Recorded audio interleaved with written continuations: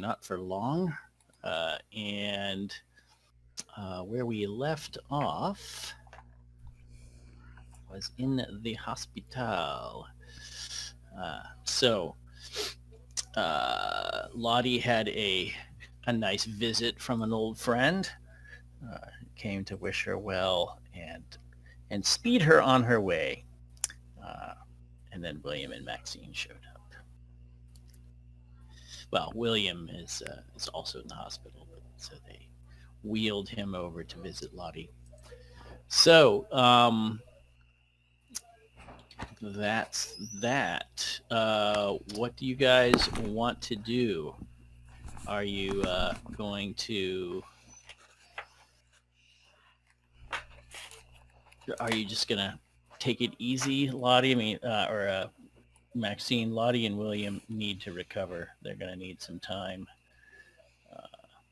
So I don't know if you want to just.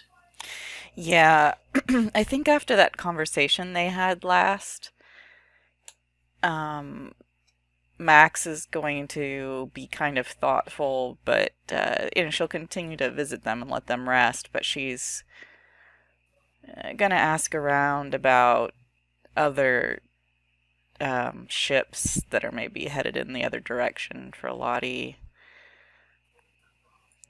or what the Mm-hmm. process is for exchanging tickets. You know. Yeah, for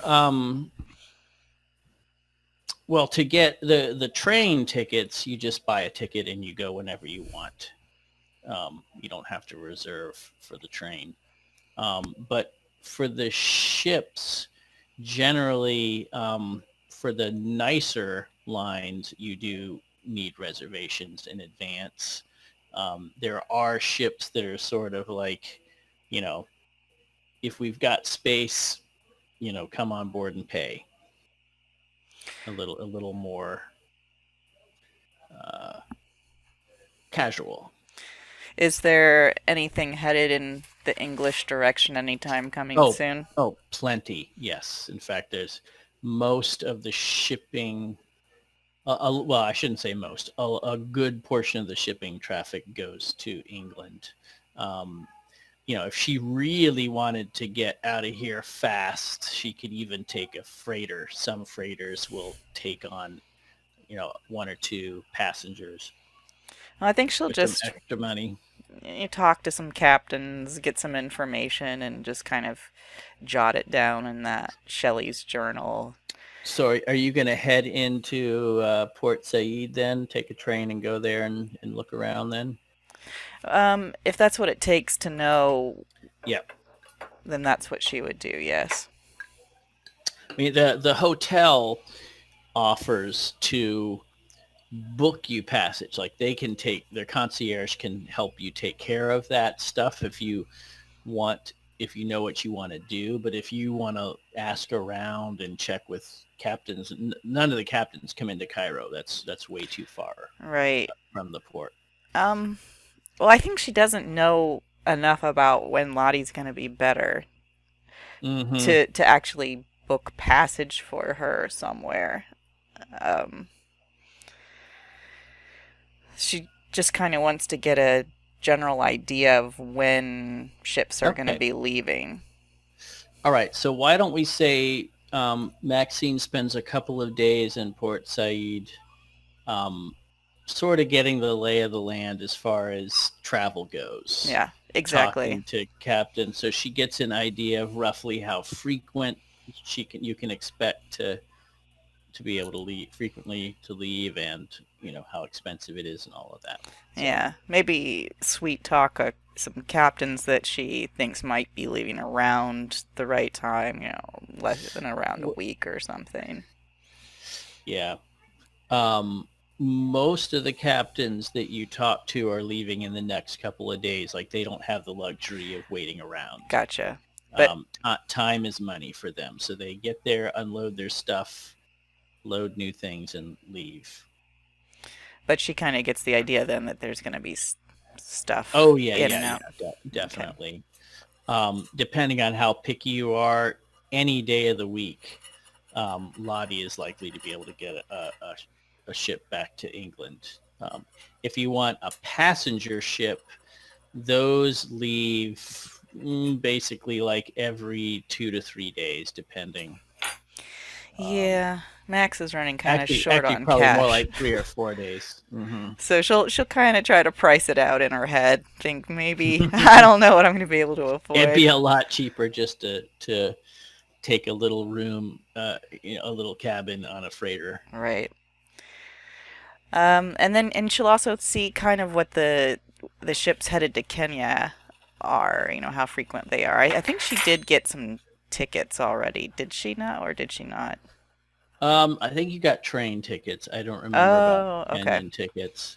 Um, for Kenya, it's less frequent. There are a couple of lines that travel the Indian Ocean through the Suez, but there's not a whole lot of them. Most of them are traveling around the Mediterranean or going back to England.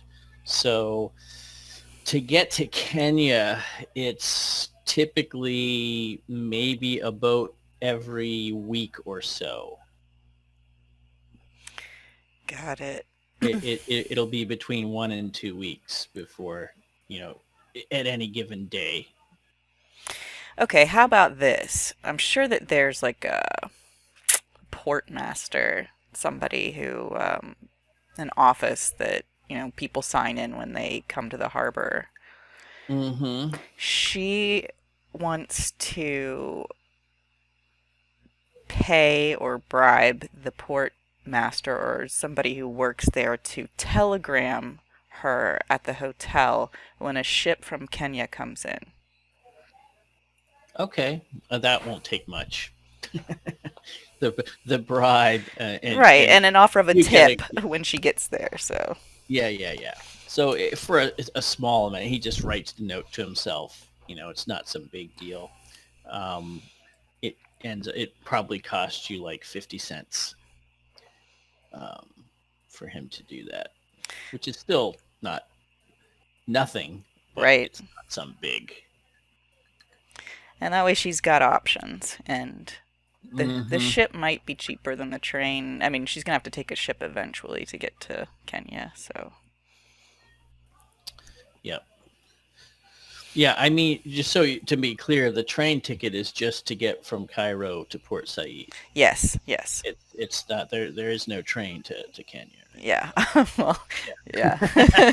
I mean, it would that you'd take the train like into wait out into Turkey or something. This would Mm-hmm. happen. Okay. So I think that's what she does. Makes that relationship with the port master there so that she gets notified of when a ship arrives, Okay. and then heads back, checks on their progress. So I guess that's a couple days. Yeah, that makes sense. All right. So William and Lottie, I would say that the moment of truth has arrived to see uh, how how badly hurt you really are. Um, so what I need, so this is here's my little debilitating wound rules. So what I need both of you to do, since it was only one source of the wound, is just to make a Constitution check to see how debilitated you are going to be. Fairly. Oh, a Oh no, fumble. Will. Oh man. Okay. Oh no, infection. Yeah. Right. So that's basically what that means is that your wound has gotten badly infected, William. Um, so it's going to be more debilitating than it otherwise would have been. So now each of you roll a die 4 to determine the general body area that was the hurt place. Both in the arms. Okay. So now I need you each to your Constitution roll to determine how badly. There's different degrees.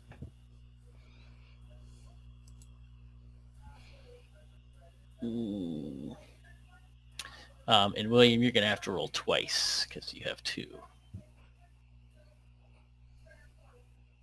Okay, so let's do Lottie first because hers is easier. She only had 1 in the arm and she got a success. So you get a -10 to your strength. I'm at 5 strength. Oh my goodness. Are you kidding? Wow. She... I am No, not no, no. kidding. No, that's not possible. Really? You had a 15 strength before? I rolled so bad in strength. Oh my. Okay. So she is very weakened. And now your skills that are arm related go down by 10. So that would be driving auto,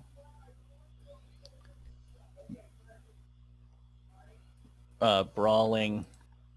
This is going to be the same for you, William. So we'll go down the list of skills. Yeah, I did. Oh goodness, what did I just do? I think. I don't know why that's at a 51. So William is going to be at -25 strength. These are things you can slowly recover from, by the way. It's not necessarily permanent, but it's going to be the effect for a while. I'm guessing climb is one of them as well. Yes, climb. So you're losing 20, where for each one of these we're calling out, William, you're losing 20 on your skills. Okay. So let's start with climb. Climb would go to 0. Drive auto. And should I just take it off here and fix it in there? 0. Yeah, it's just in your character sheet. Just change your skills. Your brawl, rifle, shotgun. For handgun, you can do half the penalty because you can use a different hand. Locksmith, certainly. Mechanical repair. Sleight of hand. And throw. And that should do it. Amazing. Yeah. You survived, but it's not a get out of jail free card. there's a penalty. So yeah, you guys are pretty banged up. Generally, here's what I'm gonna offer, because you've got, you're at 0 and 1 hit points. If you guys are willing, we'll just advance time by a couple of weeks and say that's the time that it takes you to become well enough to kind of be on your way. Or if you're really going to be very invalided and wheelchair bound, you could leave in a week. I'm cool with the advancement thing. Yeah, I think Lottie would be as well. Maxine? Maxine is fretting at the delay, but there's not much she can do about it. She'd rather have them hail. Can they just rest, or can they study while they're in bed? Not for this kind of Gotcha. Okay. Really. Well, she'll do some studying then and smoozing of the German guy. Yes. Okay. So yes, you have lots of dinners. You get a lot of free meals from your German friend. She starts hinting about Kenya and has he ever been there, and what he thinks about the Carlyle expedition and how that turned out and whatnot. Make a luck check for me to see if he even has any clue. No. Oh, that was close though. He says, Kendra is in Africa, is it not? Yeah, that's my understanding. I believe it had a different name at one point. The English called it. I can't remember. I think it was a German colony at one time too. But I'm afraid I'm no expert. Yeah, well, I think that's where I'm gonna be headed next. There's some stuff in some notes that some colleagues left me and well, I'm sure you'd not be interested in this archaeological, historical stuff. I mean, that's not why you're talking to me, right? I'm interested in everything that you're interested in. Oh, well, she'll pull out the newspaper clippings. She'll start bringing notes to the meals about it. Try to get him interested in what's going on. I mean, she's not going to reveal anything supernatural or special that happened to them. Mm-hmm. Just that it's a mystery and something that she doesn't feel like was ever really followed up on. Yeah. And he's never heard of the Carlyle expedition. He has no idea what you're talking about. When you ask him about the Carlyle expedition. Yeah, what languages does he speak? She's going to try to pry that out of him. Let's see. He certainly speaks German, Arabic, French, English. I think he probably also speaks Polish. And he reads all of those languages. And he's a little bit, he has an amateur's interest in hieroglyphics, but he doesn't really know them that well. Is Kenya a French or an English colony? I can't remember. I think it's English. Kenya right now is an English colony. Gotcha. Okay. Well, and over the course of that week, he comes to dinner at one point very excited. And he says, I believe I have cracked the code, if you will. Oh, do tell. She's very excited. Show me what you've got. He pulls out a little piece of paper that he has written on, and he's folded it up.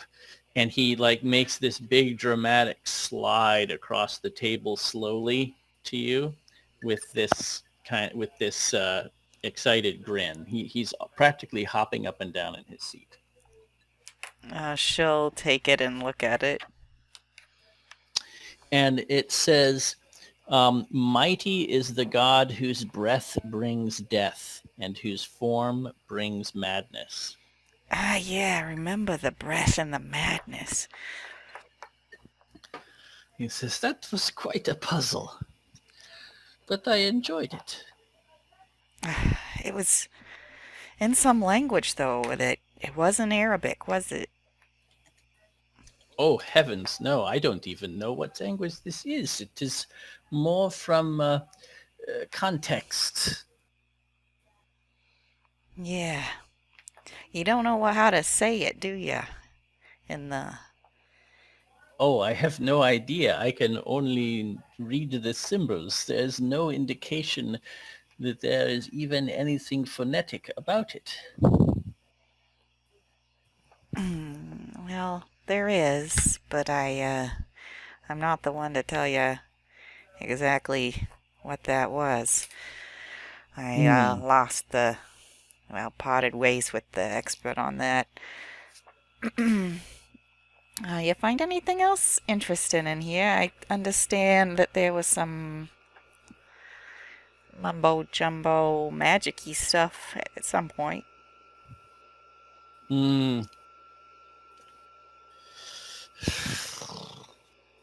He says, really, it's all very confusing. These are the ravings of a lunatic, if you ask me. And I never did get a chance to ask you really what you are hoping to learn from this. I mean, it is an interest, if my translation is correct, it is an interesting phrase, but of what possible use could it be? She kind of looks at him for a minute, appraisingly. Well, it's a special interest of mine. It's connected with this Carlyle expedition and some other things that I've come across that are related.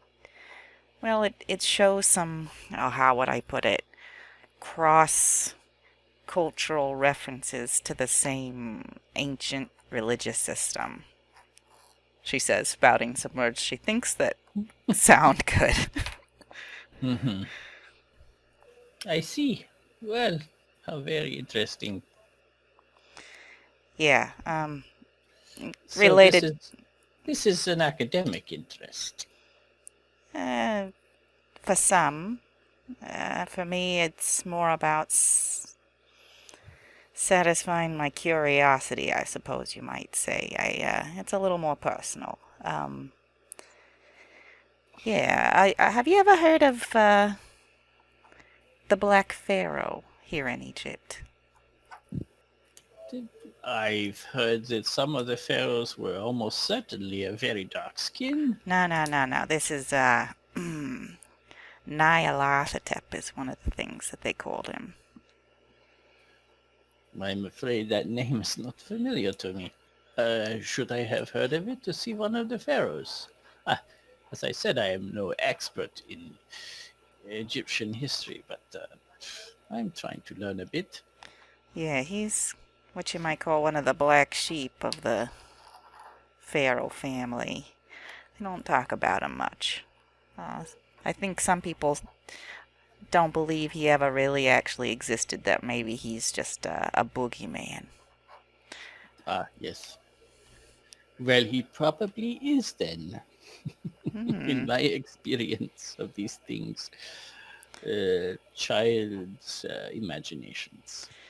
Yeah, the funny thing is, a lot of people have put a lot of time and energy and money into following up on these rumors, and it seems almost like these people always, well, they have terrible misfortune. One of those old Pharaoh's curses sort of a deal. Yes. Well, there are many people who believe all sorts of ridiculous things all through history. We are no different. The modern individual likes to think that he is different, that he is more enlightened. But the truth is, we all believe our ridiculous little things. Well, regardless, I happen to be of the opinion that the Black Pharaoh, that he existed, and that this Carlyle expedition was on the right track. And I'm not willing to put all my cards on the table right now, but I have picked up some things here and there that support it. I understand. Have you mentioned William and Lottie are in the hospital? Yes, well, he had definitely mentioned that Lottie was in the hospital. I don't know if she mentioned William at all, because it didn't really fit the narrative that she had painted. He would be happy to go and visit them with you if you want. During your little discussion. Yeah, sure. That'll give a better chance for everybody to be. And Lottie and William are just kind of cooped up in the hospital with nothing to do. Sure. But rest and he's happy to have the company. Oh, and she knows that Lottie will be able to make better sense of whatever he's come up with than she will. Like, if there's any insights for him to actually pass on in terms of understanding, that she'll be better educated, prepared to comprehend that. So yeah, she'll suggest that he come visit them. Okay. So you arrange a time, and William and Lottie are William's kind of wheeled into Lottie's room. You're both sort of at the same stage of convalescing. You can get up to use the bedpan and that sort of thing. You don't have to have somebody do it for you. So you're progressing. Before I bring him in, I'll tell them that all I really told him was that we'd had some sort of a misfortune over while sightseeing, that I didn't really give him any details. Yeah. So he comes in and says, "Oh, I'm so sorry that you are sick." Lottie looks up to him, gives a very strained smile. Thank you. It's not quite sickness. It's more injury, as you can say. Oh, well, that reminds me of a funny joke. Do you like jokes? Lottie glances over to William and... Sure. Tell your joke. Well, what did God say to Abraham when Abraham complained that he had a headache? What? Take 2 tablets and call me in the morning. Get it? 2 tablets. You know, 2 tablets. William is gonna laugh extra loud, kind of overdo it a bit. And He's pleased at that, certainly. it's good to see you, Doctor. He says, "It is nice to meet you, young man. You are a friend of these 2 lovely young ladies." I am Eh. Dr. William Stevens. I believe we met once before, but it's easy to overlook me when the 2 lovely ladies are around. But of course, he looks at both your arms. Both your arms are in casts. And he says, "So twins, I see. Yes. There must be a joke in there somewhere, but I can't think of one." Terrible arm wrestling incident. Oh my. That is most unfortunate and very unsporting, young man. This is what happens when both the, I guess, Irish armies and the British armies go against each other. Indeed, indeed. You break each other's arms. How very appropriate. And so each body is weaker. Well, there's a lesson in there, yes? Ah, that was your point, yes. I send other armies, not your own. Yes, indeed. He said, Germany has a great history of using other people's armies during our 30 Years' War, for example. But I digress. How are you coming along? And Maxine tells me you're probably going to be leaving Cairo soon? We'll be leaving soon. As far as the doctors say, probably I'm heading back to Ireland. That is a shame for me, but the heart always yearns for home. I understand this. I'm beginning to grow a little homesick myself. Yeah, I was hoping you could show Lottie and William what it was you came up with out of the book you was translating.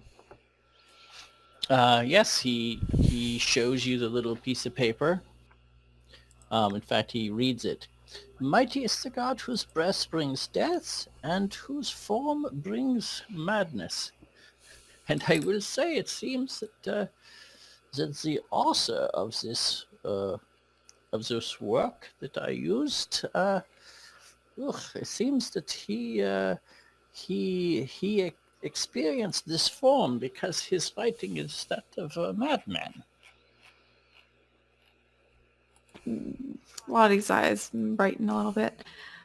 This is fantastic. Thank you, Doctor. I'm so pleased that such a small scrap could please you. It might not seem like much, but it's, well, it means a lot in certain other ways. I do deeply thank you for looking into it, Doctor. Well, it was a perfect excuse to pass the time with the lovely Maxine, of course. I'm sure that Maxine enjoyed spending quite a bit of time with you. And Lottie, she kind of glances over to Maxine, raising her eyebrows a little bit. Yeah, Max kind of grimaces and then turns into a smile. Yeah, as a matter of fact, with you going back to England or Ireland, Lottie, I was sort of hinting to Dr. Liebowitz. You know, his company might be appreciated to Kenya, but I don't think his interests lie in that direction. But I'm not much for safaris, we'll and hunting has never been my forte. I am as successful in hunting the beast as I am in trapping the woman. As Maxine can tell you, she has been quite the elusive woman. A fine conversation. you know me, I play hard to get. Well, I would expect no less from a fine woman like yourself. The hardest ones to get are always the best. But don't you worry about it, Lottie. Well, you do what's best for yourself. It's I'll figure it out. She looks sincere. She doesn't look like she's trying to be mean about it. Thank you, Maxine. Though I wish you, of course, you and William luck, and you both go.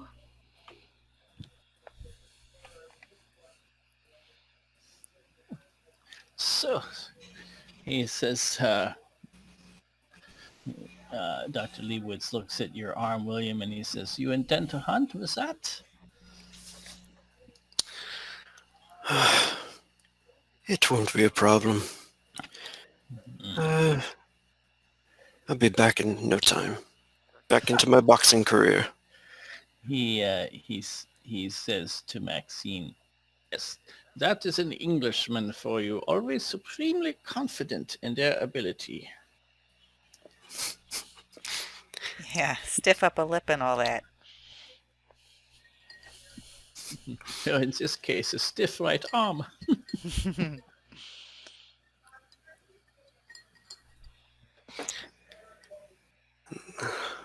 That translation, Doctor, how would one say that aloud? I have not the faintest clue. It is a, if it is a language, well, I must back up. All languages are, of course, invented, but I suspect this one was invented perhaps by the author himself.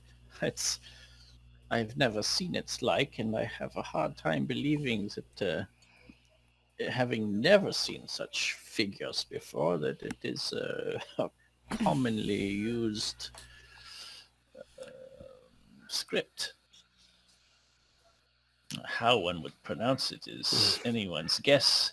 We have been studying Latin and Greek for centuries now, and there are still arguments among the experts as to how exactly things should be pronounced.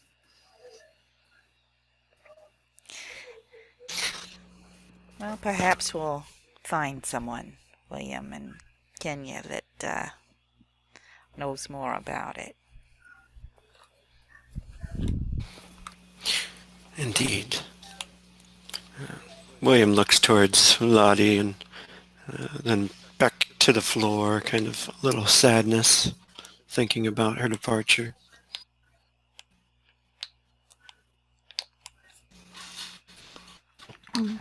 Lottie glances over to William before looking back to Dr. Liebowitz.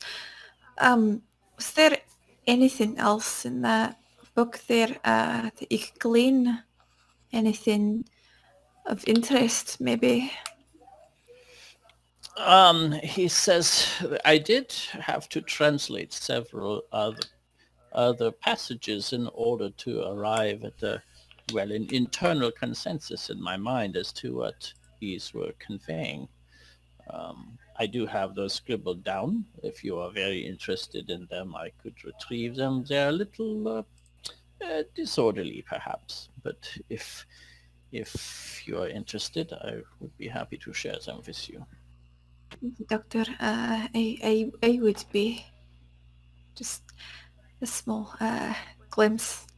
Look at them. And she glances towards Maxine and William again.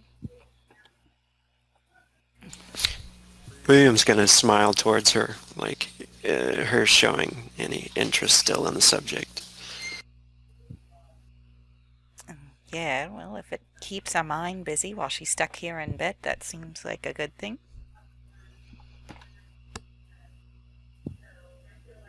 I have got nothing better to do here. Okay.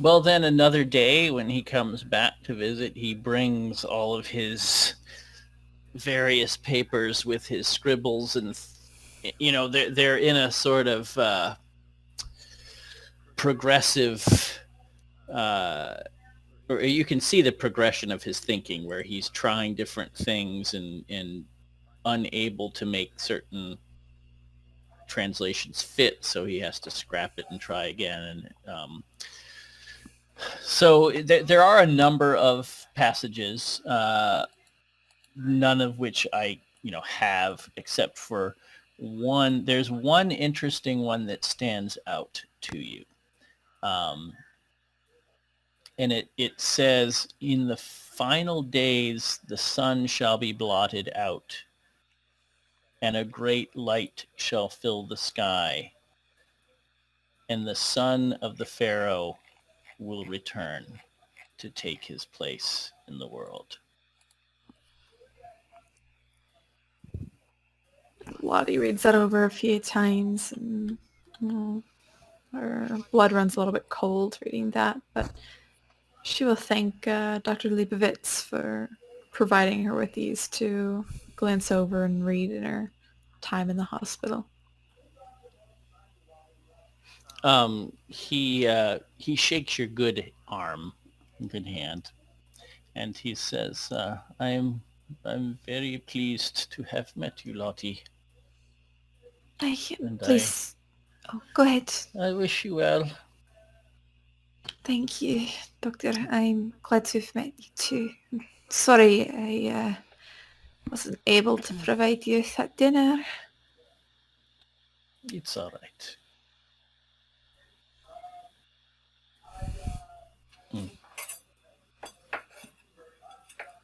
Well, I'm glad you get to go out with Maxine then.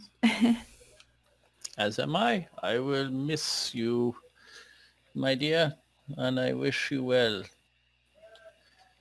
in your many travels. If you return to Cairo, please look me up, or if you are ever in Bonn, in Germany, I may be found there, and you always have a place to stay. Thank you. I'll make sure to keep you always in my mind.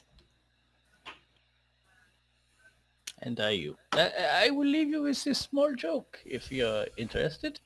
Of course. You are familiar with coffee, yes? Or cafe? Aye.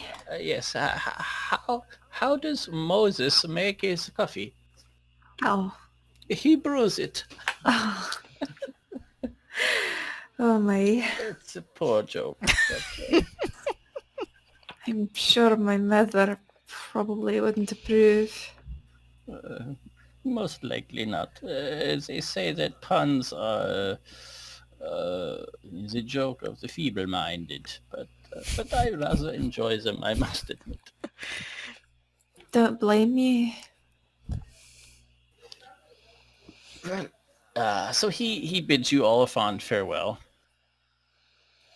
Yeah. He doesn't get to keep the book. Make sure we get the book back. Yeah, oh yes. You can see that he parts with it reluctantly, but not so reluctantly. You're quite certain he's had time to read through it. He took his sweet time with the translation, and yeah. So he even says he enjoyed reading it, though he said, though it is, as I said, very strange things, somewhat disturbing, really. It is my dreams of late have not been very pleasant. Yeah, these. One shouldn't read so late at night such things. I agree with you. And before he kind of leaves the spotlight, she asks him if he knows Dr. Kafur at the museum. He says I have met the man, but I cannot claim to truly know him. Ah, I just wondered. Haven't heard from him lately. Well, I haven't been to the museum. I've been focusing my efforts on this book. But I should, it reminds me I should return to the museum. There's always something new to see. yeah, indeed it does. Has there been anything in the newspapers? There has, actually. I was just going to get to that. There is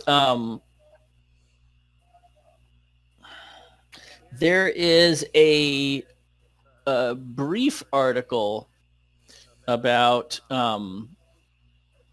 a strange sighting in the desert, where people claim that there was a massive sandstorm that just came up out of nowhere. And the thing that catches your eye in it, that ties your attention to it, is that several people claimed curiously to have seen the form of a giant sphinx in the sandstorm. Max had Sort had of a dream about a sandstorm, didn't she? Yes, and kind of like it's kind of like seeing a face in the clouds, kind of thing. It was quite remarkable, and several people claim to have seen it that night in the moon, not the moonlight, but there were lights around in the midst of the sandstorm. Okay. But there's no mention of any, any real serious incidents. But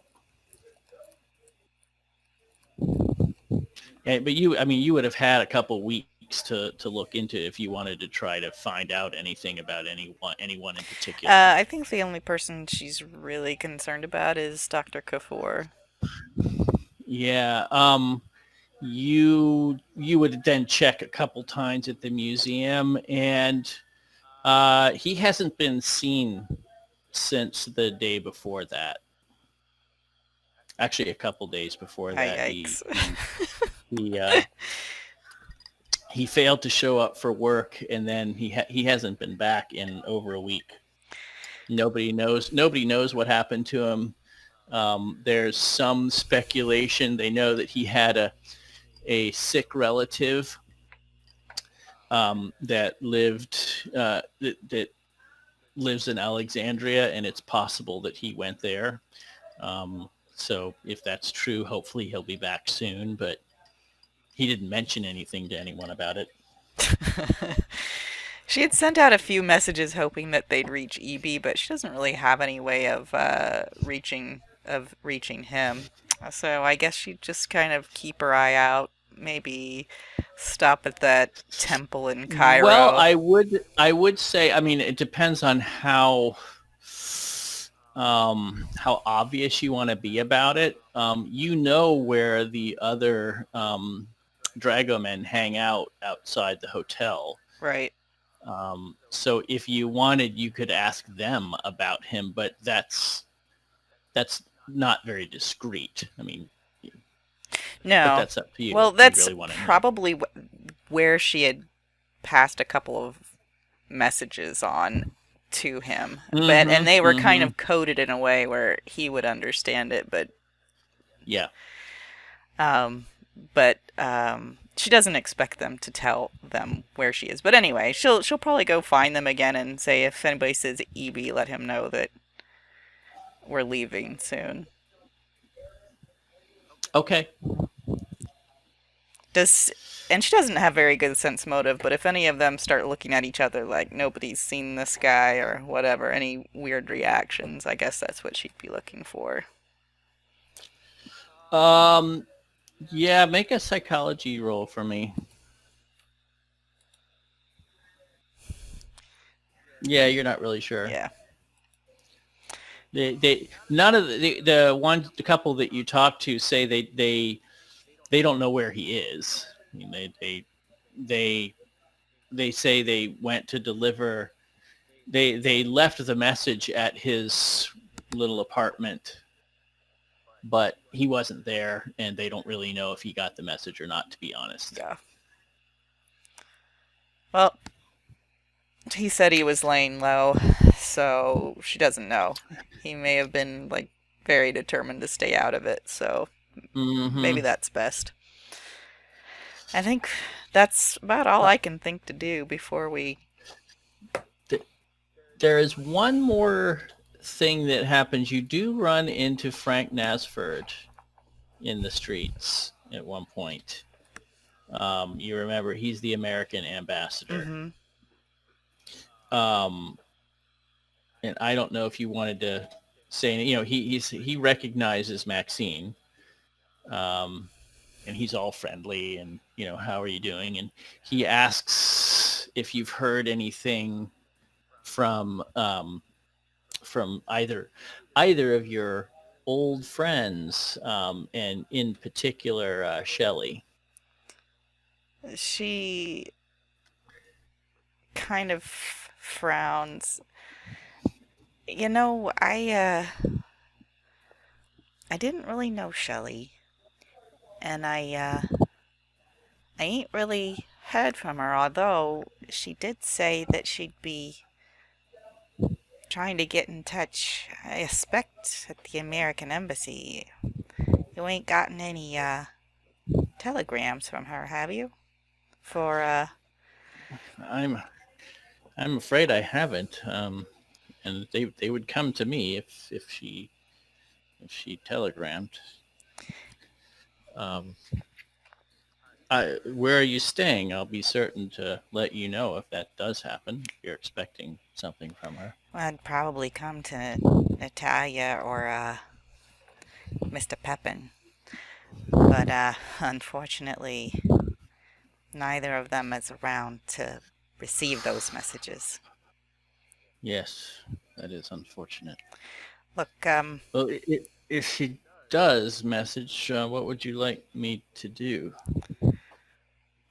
Well, honestly, I'm probably leaving for Kenya soon.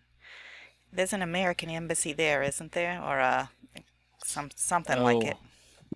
I'm afraid there is not an American embassy in Kenya. We don't really have much to do with Kenya. I guess. But we have reasonable ties with the British embassy there. I mean, I'm sure they would be amenable. Yeah, I guess pass it on to the British embassy there then. I'm not sure. I mean, Kenya was a little bit on a radar. She might think to send it there, but she might not. So I'd appreciate that, and I think Natalia and Mr. Pepin would as well. I'd be happy to do that. it was nice seeing you. It reminded me of the interesting, lively time we had. That was some very entertaining events. I'm not quite sure what was going on, but it was more interesting than what's usually happening around here. Yeah, I can see that. Well, these people seem to have made an impression on you anyway. Then they certainly did on me. Well, it was a pleasure to see you again, Maxine. If you're in Cairo again, please come by the embassy. Maybe we'll get a drink. She kind of looks at him appraisingly. Maybe I'll do that. You never know. And he just kind of gives you a little quick 2-finger salute thing as he does. I do have to run, but take care. Yeah, you as well. Watch your back, Mr. Nasford. I have a feeling that Cairo's got a bumpy road ahead of it. You're telling me, if the British are to be believed, and I'd say they know their stuff when it comes to colonial issues.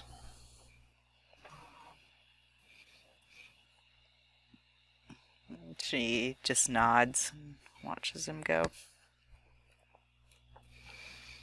All right. So I think it's time to move on. Get on that train. Yes? I think so. I think we wait till they can move and then Yep. I guess we head over to Port Said. Yeah. I would say that if it possible, they probably William would have definitely visited her a lot, alone, and had time to speak alone with Lottie? Lottie, several times. What would the topic of conversations be? I think he would express maybe his feelings about his past a little bit. At least talk about maybe his ex, Belle, and losing her. Some serious talk with her, because he's starting to feel like he likes Lottie a little more and more. So do you want to share that information, or have you already shared that out of game? I don't think I know anything about Bowel. No, I haven't. He hasn't said it yet to her. But I was waiting, maybe if it was something that they would talk about at night, possibly. He'd probably do that before, as they were getting better, almost ready to leave, I'm sure, the hospital.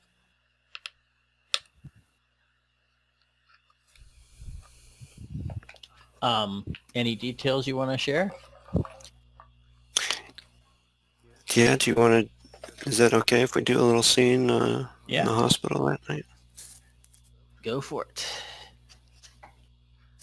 Okay, would they let him wheel over to her? Oh yeah, I mean we'll say that you're self-ambulatory. Well, at least self-wheelchairatory, whatever the term would be.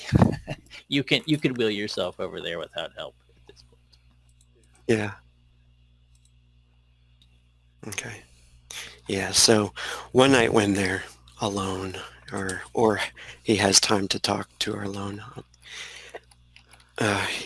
he will express his feelings about it, and say he kind of sits there quiet for a long time in the midst of another conversation, and he says, as he's playing with the ring that she's seen him pull out several times, I'm sure, and he says, I never told you about Belle, did I?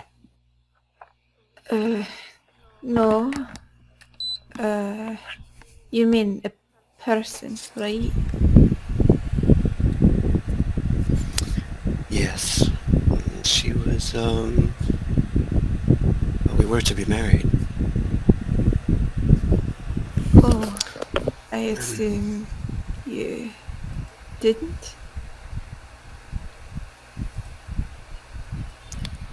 And he kind of looks towards the window and then back to her, and he says, well, I met Belle at Oxford in a library, and,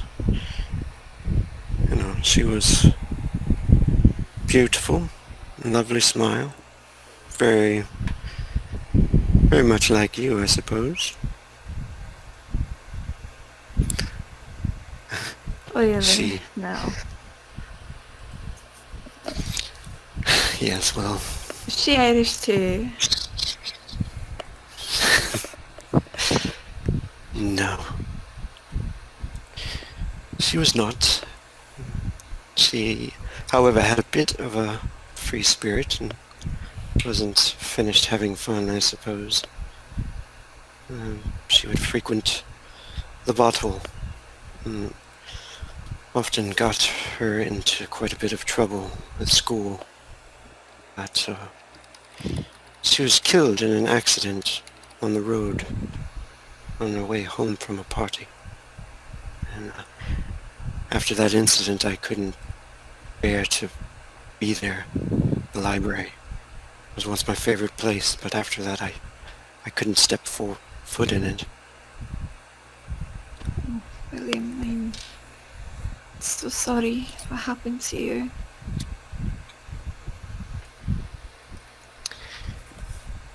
Yes, I think I came here looking to get away from all that, and never expected to meet someone else.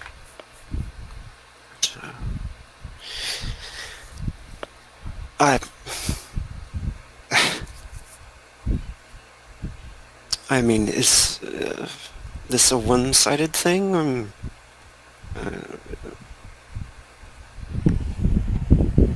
Yeah, I you mean Lottie, she, with her good hand, she kind of rubs the back of her head. Oh, me. Or I might assume in.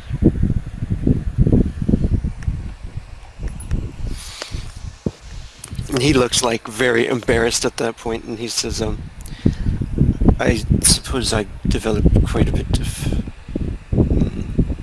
affection feelings for you, and I really would not like to see you go. What But a I sad. understand if you have to. William, I'm not really one for the whole relationship thing. I am one who focused really on my studies. I was at school. I was going through my own research and whatnot in my own libraries. I went to school. Well, being a bit of a mousy girl, I don't really attract that sort of attention, and when I do, it's more of a distraction than anything from what I do. But I think in the past, while even though you're a bit of a pain in the arse, not lie, I don't know, I find you distracting. If you know what I mean. And he smiles at that and he says, well, I guess that's a good thing. Oh, maybe there are some people, but sometimes it keeps you from doing your job. In jest, of course.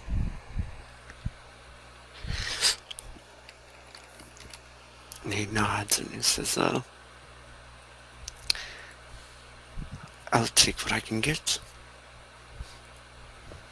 When, You hear a voice say, "Well, you'll certainly take these pills." There you are. Oh, hello, Nurse Bellingham. You really shouldn't be out of your room at this hour. It's getting late. yes, I'd better be on my way. Not before you take your pills. And she hands you a glass of water and 2 pills. They're big as they're horse pills, basically. And he normally takes these at regular, for like antibiotics or something. Or Yeah. this isn't coming out of nowhere though, right? No. This is normal. Mhm. You're supposed to take them in the evening. Okay. Yeah, and he says, of course. He drinks it down and struggles with swallowing. All right then, nurse, thank you. I can wheel you back to your room. And you can see she's kind of looking a little disapprovingly at the situation. And he says, of course, and almost happy to be saved by the bell, I guess. He's Yeah. like, I will. By the Bellingham, at least. He says, I will speak to you later. Hey, and Lottie looks up to the nurse. You know, you really got shit timing there. She says, you should look better to your timing, young lady. It is evening, not a time for a young man and young woman to be unchaperoned together. I'm sorry. I didn't realise I can get into trouble when both my arms are kind of in a cast. I could prove you wrong, though, if you'd like. Oh dear, the Irish. What would we do without them? No, I feel like probably. you'd be a lot less interesting if you didn't have the Irish there, Nurse Bellingham. She said, she puts both hands on her hip. She said, well, we didn't have you Irish to worry about. We would probably still be ruling half the world. Exactly. I feel like we're good thorn in your side. You're certainly a English. thorn in our side. And she starts wheeling William out. Hey, take your wrinkly ass out of here. Bye, William. William's mouth is dropped open wide, like. She says, really, sir, Mr. Stevens, you ought to know better as an Englishman, and with an Irish woman of all things. I know we're far from the old country, and one gets desperate enough to consort with Irish folk. But My still, goodness. one ought to retain one's dignity, don't you agree? Goodness, No, Miss don't Lottie. answer that. I'm afraid of what you might say. Just She's sit quite there lovely. quietly. He argues with her as she's wheeling him away. She's quite lovely, actually. Yes, all those Irish girls are quite lovely until they get pregnant with your 8th child. Catholics, no goodness. doubt.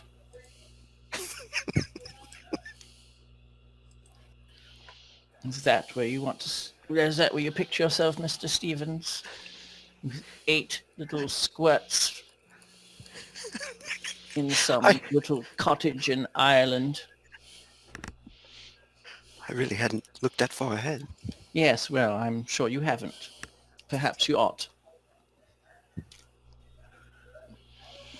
And she helps you get back into your bed.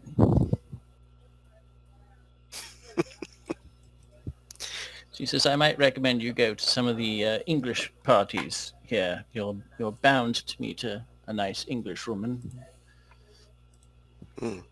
Thank you for playing matchmaker, Miss Bellingham. Oh, heavens.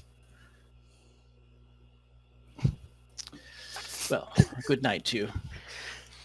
Good Use night. this time of recovery to think on your future, your actions. And she tidies up a little, and Ben goes out. She walks out. He shakes his head. It's just shocked by the whole Miss Bellingham, and lays back, turns the light off. All right. Should we move along to the journey? Hi. All right. Yeah. So you let's see. As you most likely can see here, the train goes along to Port Said. It's a full day's journey. The train doesn't go very fast. But you arrive in Port Said without incident. And we'll need to get a hotel room. Yeah. I take it we haven't heard from the portmaster yet about a ship to Kenya. I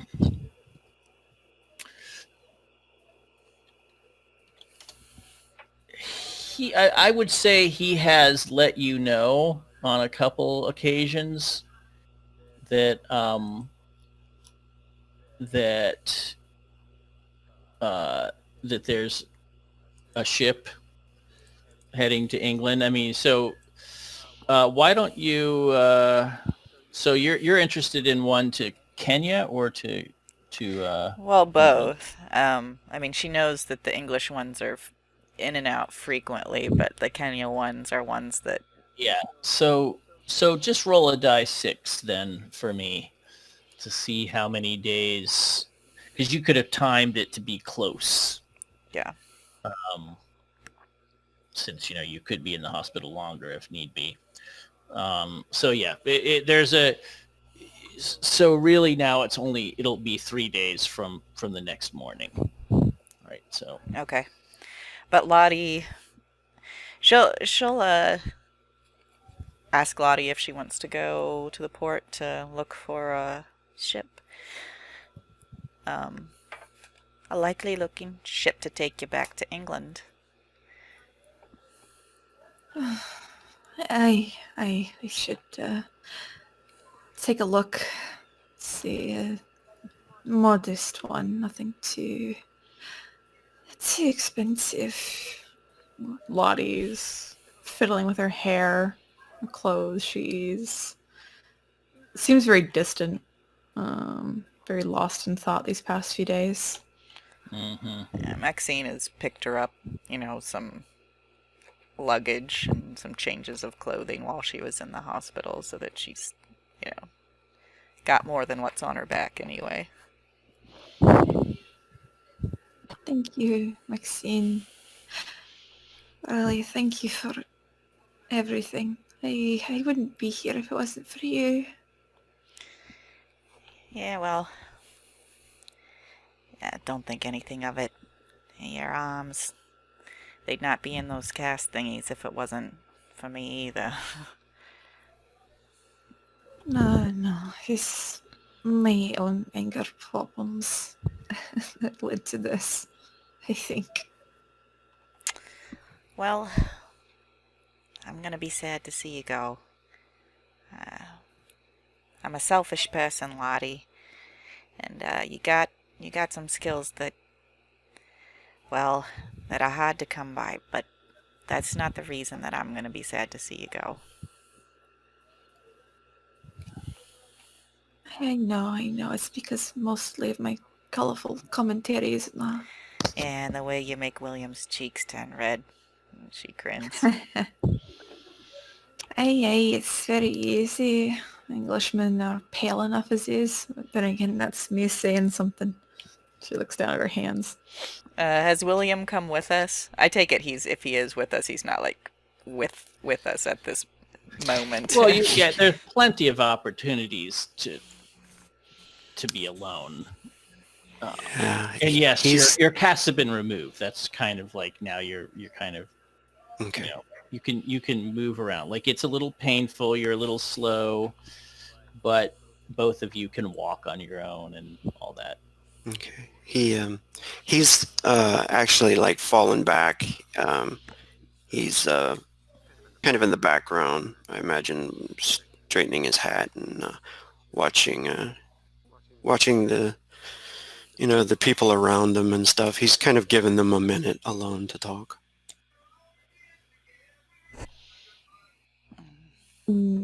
At one point, Lottie, she opens her arms and pulls Maxine into... For Lottie, it's a very strenuous hug, but it doesn't feel like much to Maxine. I'm gonna miss you a lot. Yeah, I'll miss you too, Lottie. Maybe our paths will cross again when all this is over. God willing. God willing. Well, it's funny. Grew up being the little sister, but it's been kind of nice to feel like the big sister. And she just kind of gives you a little shoulder squeeze, one-armed hug at that. It's a short joke. She smiles. What? Of course not. You Americans. She feigns a frown, but gives Maxine a wink. Alright, I shall take a look. See what's there. Yeah. And she takes her to the docks. Asks the harbor master which ships are bound for England. Yep. And he can make a couple of recommendations. He's a good captain. He'll take good care of the little girl here.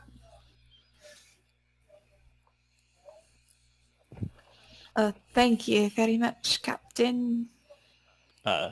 He's the harbor master. Harbor master. He names a couple of ships that he says the captains are good, reliable sorts who will get you home safely. And we'll make sure the crew doesn't harass you. Good. Lottie will take a look at a few of the ships. But of course, looks over to William. As kind of maybe before choosing one, she walks up to him. So I guess this might be where we part then.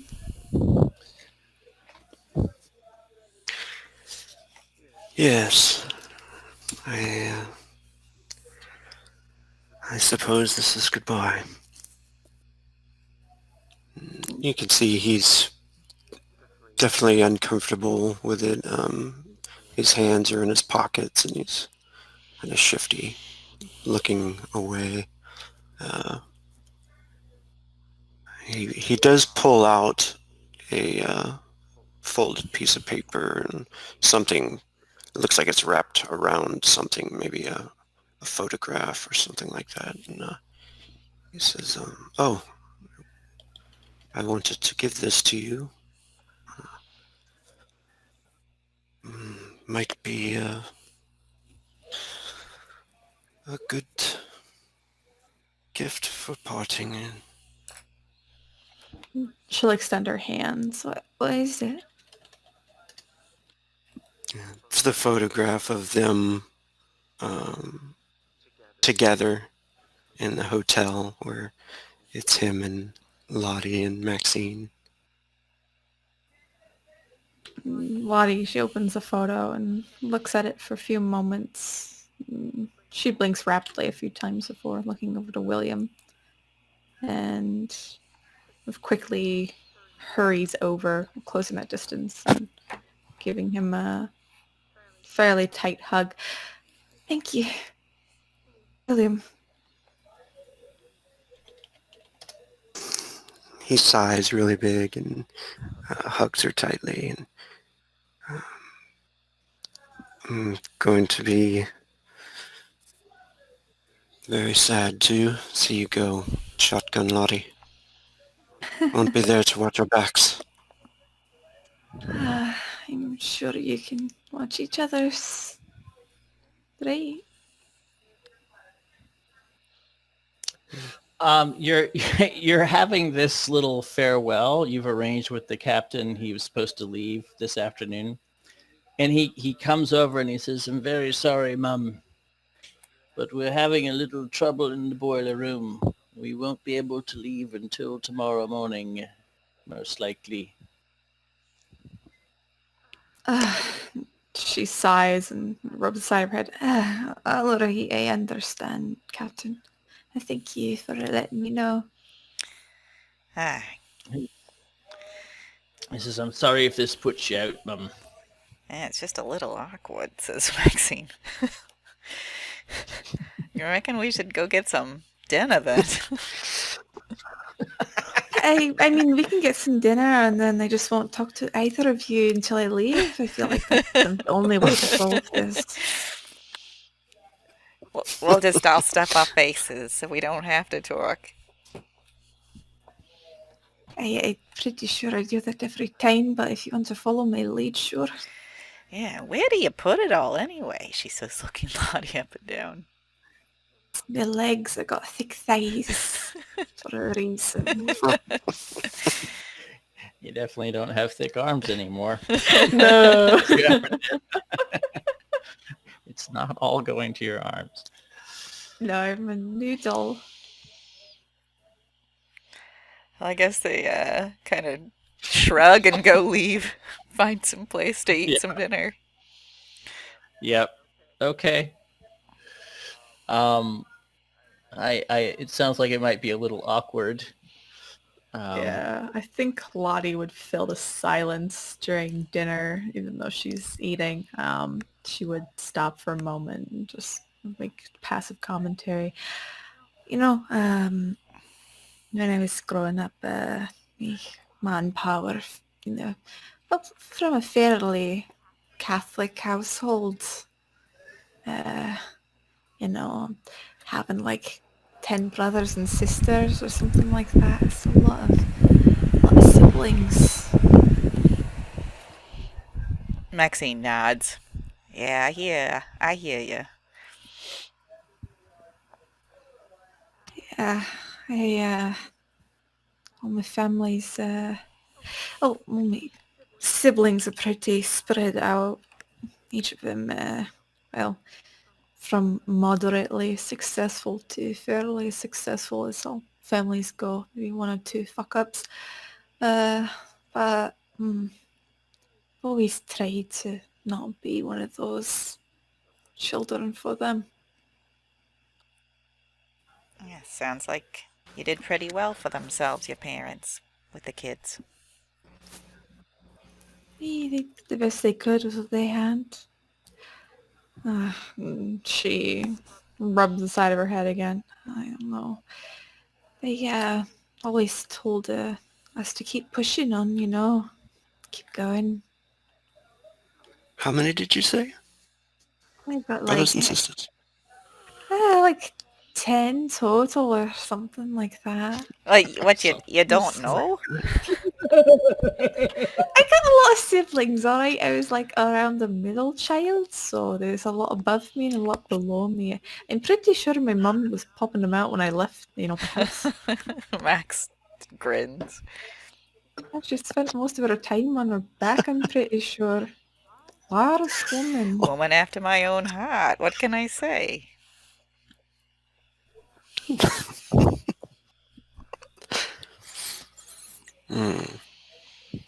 I was a lonely child.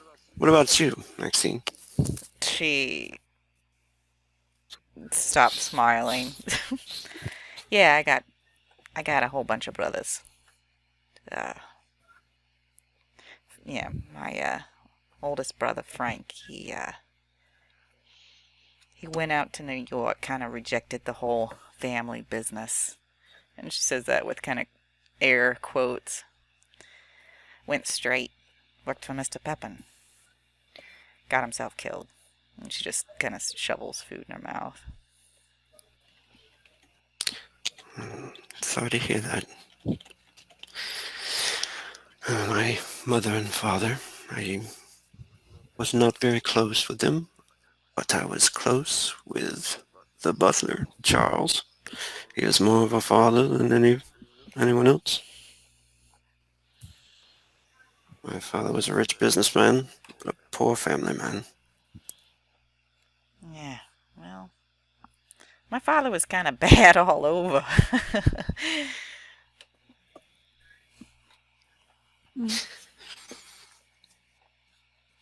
Well, for comparing fathers, mine just like to drink a lot and make a lot of potatoes, but that's kind of the Irish way. I'm kidding, mostly. The drinking is real, though. Lots of booze. He'd get along with my father then. She says, kind of pointing her fork in your direction. That's his business now, is making moonshine and whiskey.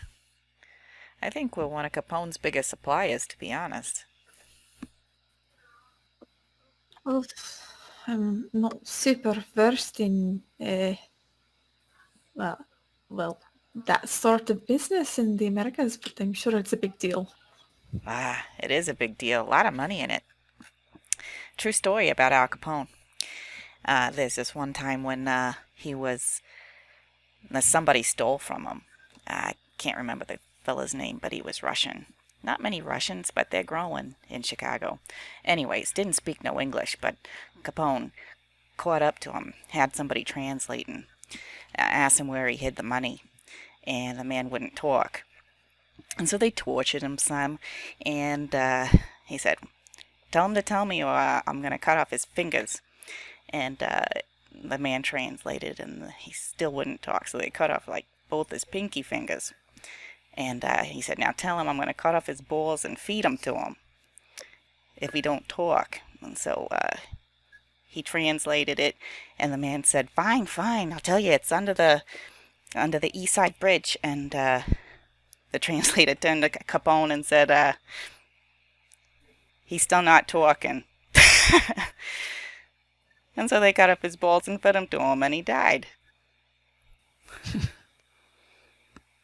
Just start blinking. Then that translator, he disappeared shortly thereafter.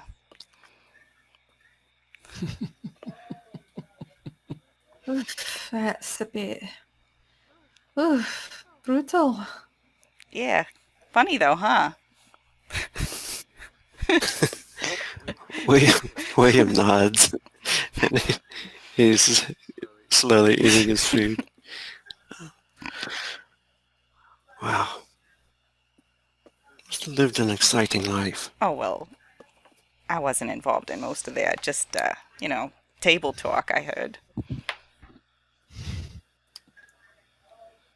Over dinner. Yeah. Most of mine was spent reading books. Stories about mythological gods and monsters. Nothing too exciting.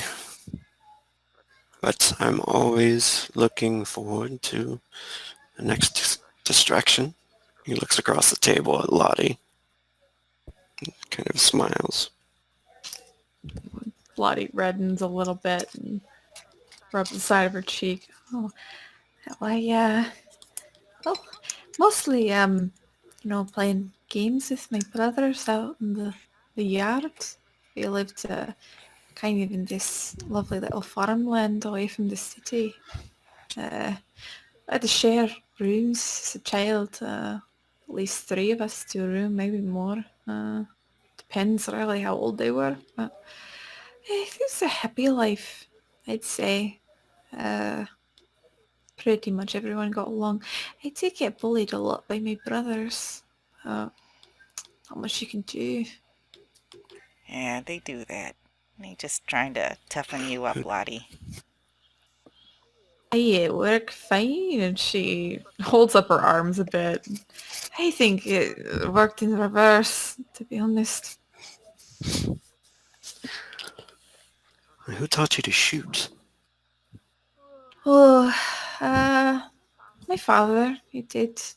He said any good British man is a dead man.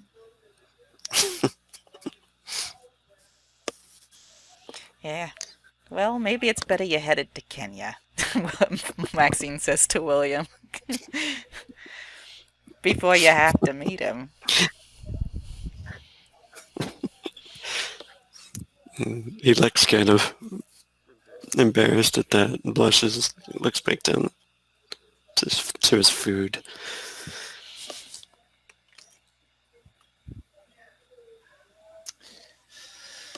All right, shall we say the evening wraps up? Mm-hmm. All right, you all go to bed. Lottie's ship leaves in the morning, theoretically, and the ship to Kenya leaves the day after. That night, however, Lottie, you actually you have a very disturbing dream. You're in Ireland, and you're not exactly home, but you know you're in Ireland, and you're in you have like a little cottage in the countryside, and it's evening, and you're outside and just looking at the sky, and something doesn't feel right, and then the earth starts to shake, and there's thunder and lightning, and the sky begins to rapidly darken, and you see this dark cloud coming from the horizon, and you feel the air kind of pick up around you, a cold, disturbing wind. It raises the hair on your arms. Something is sickly about it, and you can feel it engulfing you and Ireland, and you have this terrible feeling that this is coming, that you're not safe, Ooh. and you wake up.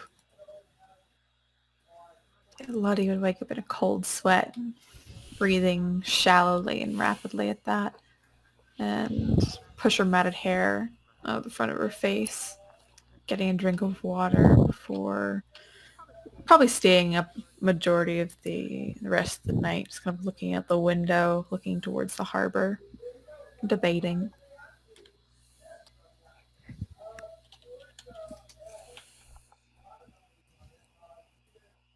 It's the early hours of the morning. The sun is just rising, just over the horizon in the east. Does she know if there's going to be activity down at the docks this early? Oh, like, for them preparing absolutely. To leave? They get up early to load and unload ships. First light. Some ships have arrived in the night and need early unloading and that sort of thing. Yeah, she'd get ready just that early in the morning, and start to make her way down to the docks. Okay. Without waking anybody else up? Mm-mm. Just her. Okay. The captain is there. He says, "Oh, you're up early, Mum. I wasn't expecting you quite so early." I'm sorry. Well, couldn't sleep. She... Excited about the journey, are you?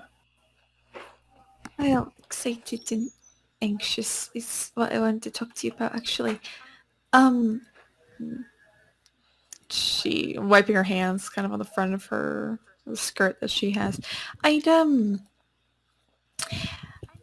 probably gonna stay at least a little bit longer here. I'll have to... I'm sorry, I have to cancel my voyage. Oh. Well, I understand. I hope it wasn't because of the boiler. Oh, You're no. It's all repaired. Everything's good. The engineer says it's definitely not going to explode or anything. No, I just have a few last minute things Probably to do. Oh, good. I understand. We are going to leave today, though. That's fine. I just have some last minute things that I need to finish up here. But don't worry, I'll find passage with someone else. But I very much appreciate you, Captain. You've been nothing but kind. Well, no problem at all. I'll give you back your passage then. It's the least I can do. Thank you. He counts it out and hands it back. As she takes it and puts it away, and then she's going to make her way back to the hotel room, and she's going to... there's an item that's maybe like a shirt or even her passport. She's going to take that, and she's actually going to slip it kind of beneath the cushions that she has, like the mattress.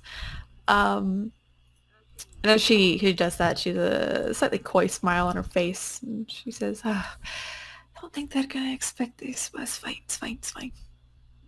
And Lottie will try to go back to sleep as much as she can for the rest of the morning. Okay. That's up to you whether she can or cannot. I think she could, based on kind of what happened in the dream and just the thoughts that she's been having internally about, abandoning people, and now her choice to kind of stick around a bit longer, sleep a little bit easier, hopefully. Okay. Well, the other two of you, I assume you're sharing a room with Maxine. Mm-hmm. So, Maxine, when you wake, Lottie's Lottie's awake by the window. Oh gosh, what time is it? Okay, then she turns around rapidly. Hi, good morning, Maxine. I don't know. I haven't checked. Oh, It's probably like it's probably 10 o'clock, just like the good old days, or Thaddeus o'clock. We're gonna miss you. I don't want you to miss your boat. Just give me a minute and I'll wash my face and get you out there. Hey, sure. And Lottie is, going to pack up very slowly what she has and whatnot. Yeah, she'll bang on William's door. Hey, we're running late. We can't have Lottie miss a boat.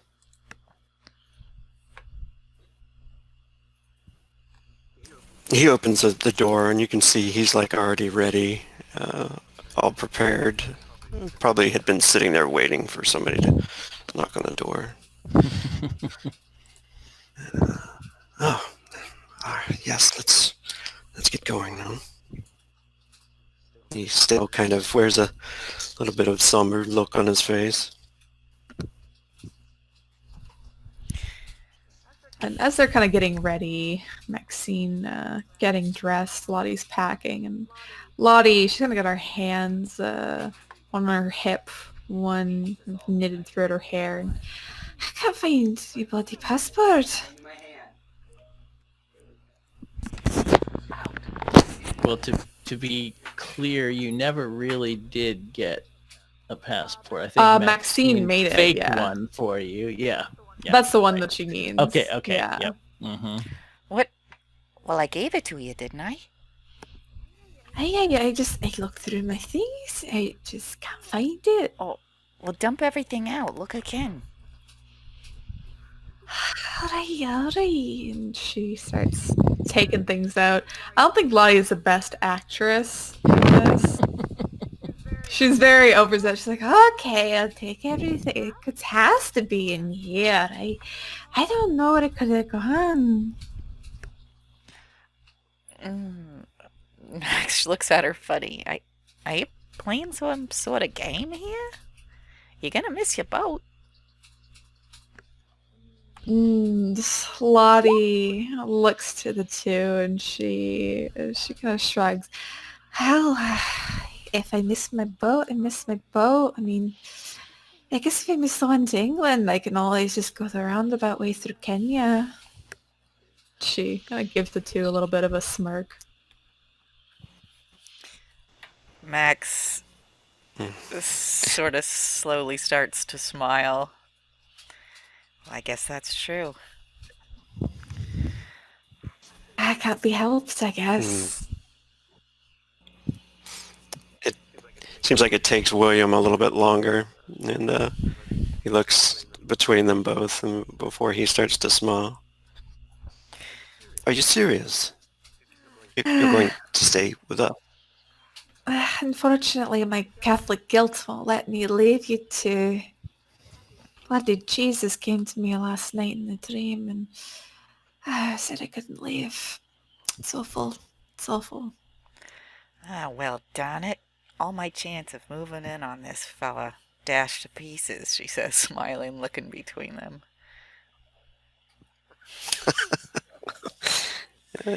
William's gonna laugh and give Lottie a hug. Lottie hugs William and looks up to him. Hey, I don't know. I feel like you're a bit soft on the ladies, especially the ones with short hair. I did let Maxine know how pretty she was.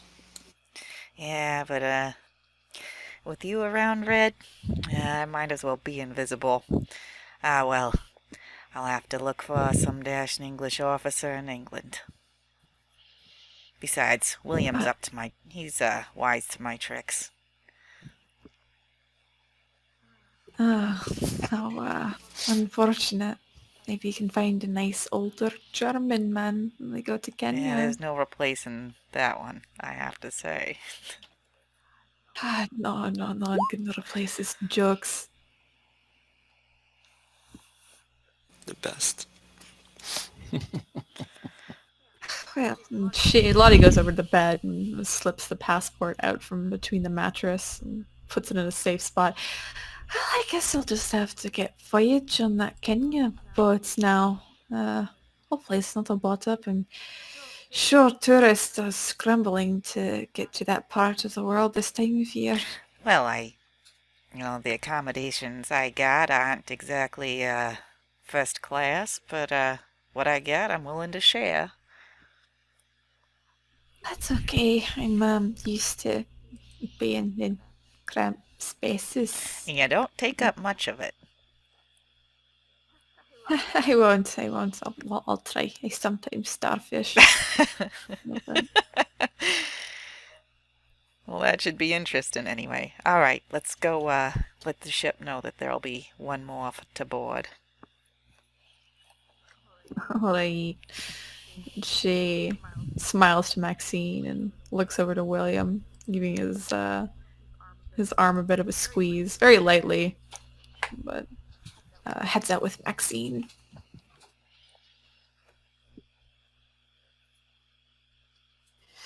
All right. So you book the passage. I assume William's quite pleased. Oh yeah, he's beaming, definitely happy. His demeanor has changed as he's coming along with them. And as they're kind of walking, Lottie looks back at the smiling William. You know, for a Brit, your teeth are not that bad. That's quite a compliment. They're not that bad. Oh, thank you very much. And quite strange, yes. What, teeth? I mean, I mostly see the upper part because I have to look up. I try not to smile so much. You can smile as much as you need to there, William. I'm not saying they're bad.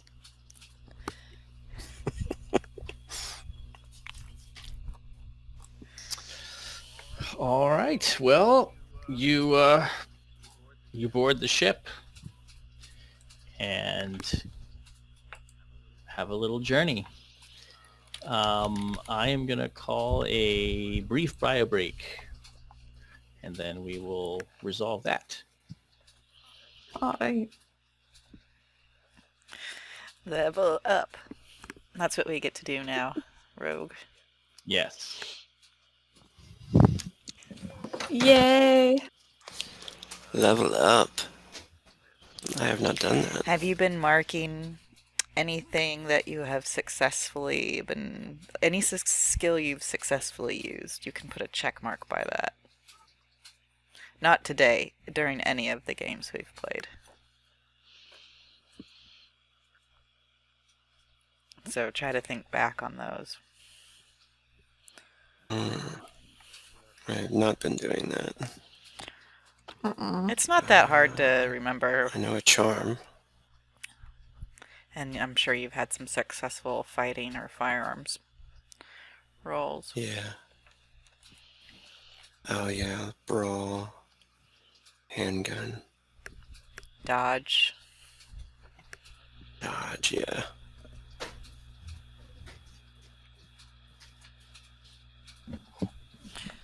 I tried first That's aid a funny. bunch of times, but I didn't get any successes. Tried being the optimal word, yeah. Psychology once.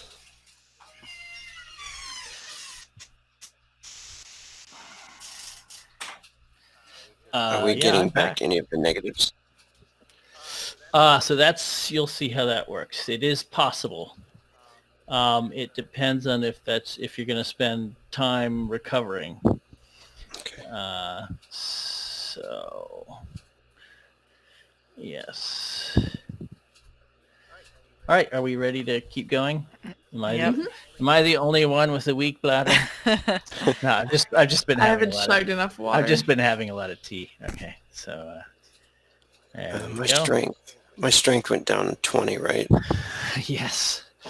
All right. So so the first bit to take care of is sanity, rewards, and losses, and this is sort of a little bit of an interactive bit here where I would like your impression of the things you think you accomplished, sources of accomplishment that might restore your hope and determination, and those things where you feel you failed or that might be eroding your hope or determination. How about Maxine as the oldest member of the oldest is as in has been part of this investigation for the longest of the three of you, which is not saying much. I think the thing that she sees as the biggest success are A, rescuing Lottie, and B, preventing Nitocris from being Mhm. resurrected. I mean, in her opinion, Yeah. the ceremony she heard about in the desert featured the Sphinx, but as far as she can tell, they stopped that. So I think that's probably a win in her book. Mm-hmm. On the other hand, weren't able to stop whatever that last ceremony was, and probably the museum guy, Ali Kafur, is dead, and that bothers her. Mm-hmm. Yeah. And yeah, just the fact that they couldn't really stop Al Shakti. Yes. Yep. Okay. That makes sense. So I think, so would you say your overall departure from Egypt leaves you more or less sane? Um, Gosh. If it had been closer to when Thaddeus and Natalia died, I would have said less, but that's had time to kind of pass. Mm-hmm. I think she sees it as kind of an incremental win, a tiny overall win. There's been losses, but they also kicked him in the balls pretty hard. Yep. Okay, this is what I'm going to do for you then. You're going to roll a die 10 for a positive and a die 6 for a negative. And whatever the end result is, that's the change. All right. So that is a gain of 3 sanity. So that feels about right. What about Lottie? Ooh, I don't know if Lottie would gain anything. Most likely Yeah. lose. The only thing that's really positive, I think, like, finding out there's a back entrance and in a backwards way, like finding out that there's this giant city that's underneath the Sphinx, like that's a huge find. I think things, and also, how things are going with William and I guess the friendship that she has now with Maxine are all kind of positives for her. But in terms of negatives, there's a lot. Well, the fact that she definitely knows that all those people are now dead because they sent them to their death with Al Shakti.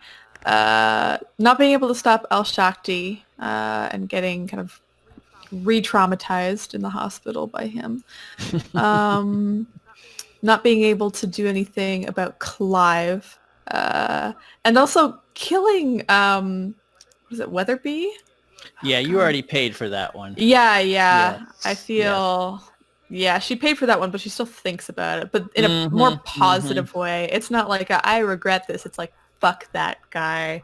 Like, Yep. I got to do this. Fuck him.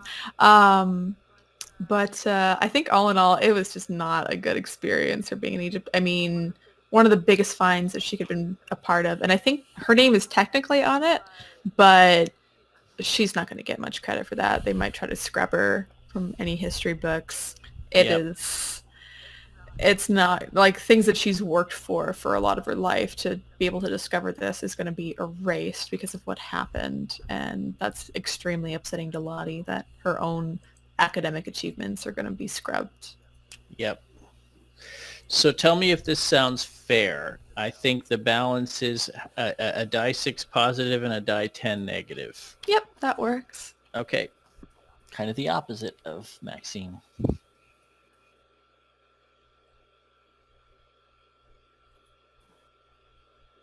Not too bad. Just a small erosion, which makes sense to me. What about William? He hasn't had a lot of time to figure this stuff out. Yeah. So I'm going to guess that his whatevers are on a smaller scale. Yeah, I think leaving behind all the devastation coming here, um, kind of amazed because he's learning about this like supernatural stuff, and then Though he hasn't actually really seen yeah, he any hasn't.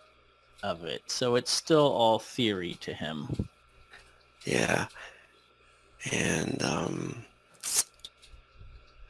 definitely, I would say the relationship with Maxine and Lottie in particular has definitely boosted him. Mm-hmm. So I don't think he would lose any sanity. He did feel bad about not being able to protect her, I guess, in the gunfight. They both Mm-hmm. got messed up, so there was that. Yep. I'm gonna say I think overall for William it's a positive because he's kind of coming out of his doldrums. Um, Yeah, so despite, because he hasn't really experienced anything really traumatic personally except getting shot, which was yeah, bad. I mean, that was upsetting. But right. um, so I'm going to call it a minus die 3 and a plus die 6.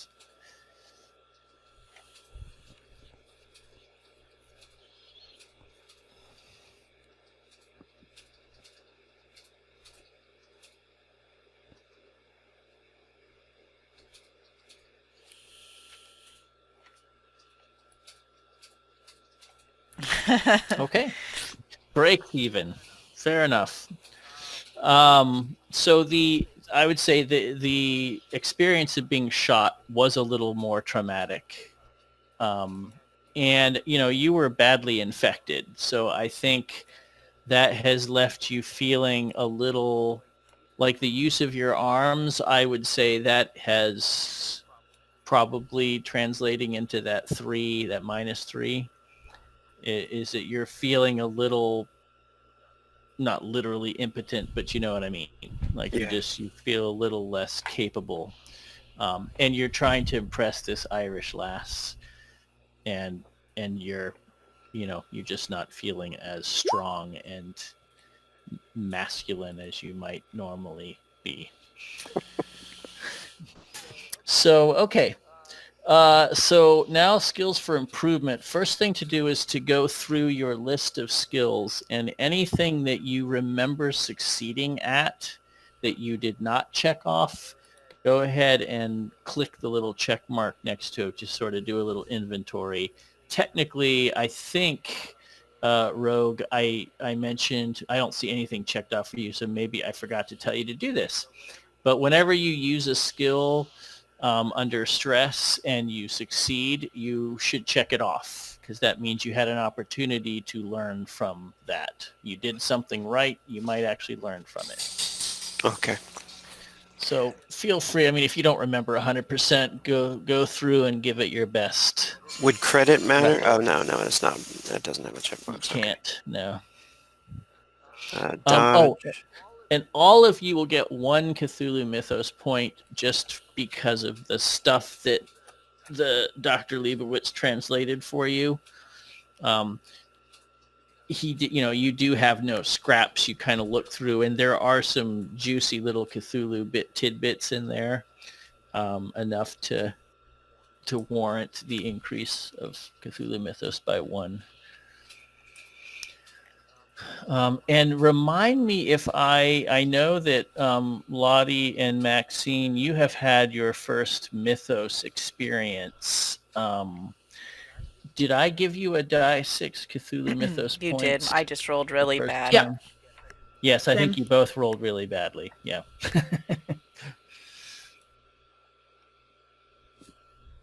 And then once we're done, we just roll those, and if we roll over it, Yes, so now what you do when you've checked everything off, now systematically go down the list and do a skill roll But what you're actually trying to do is fail the check. If you fail the check or fumble it, you rolled higher than the skill, which means you had room to grow, room to learn. So that means you get to increase it if you fail. So you're actually trying to fail now. And then uncheck it as you go. You guys are doing great, which is bad, in other words. Ooh, Okay. you learned to dodge. That's good. These are good things to learn. We're doing the purple one, right? And if you, it doesn't really matter in this case because you're just looking for failures and successes with no bonus or penalty die. You can roll right off the sheet. It's probably easier. And if you fail, then you can roll a die 10 and increase your skill by that amount. Oh, I think I failed that charm.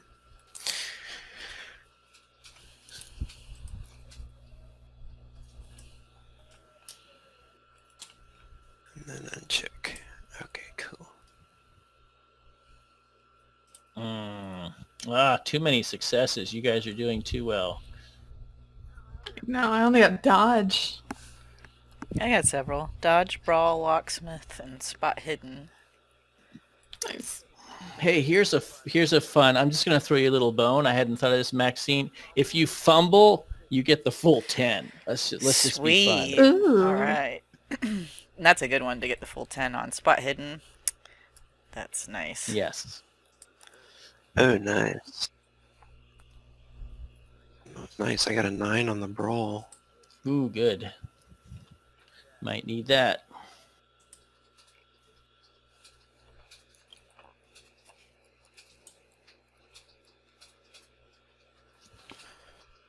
Another good one.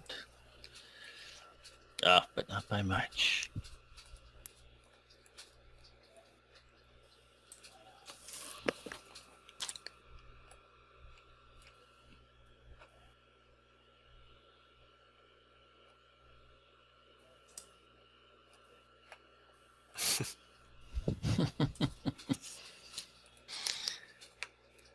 I think I got 2 more.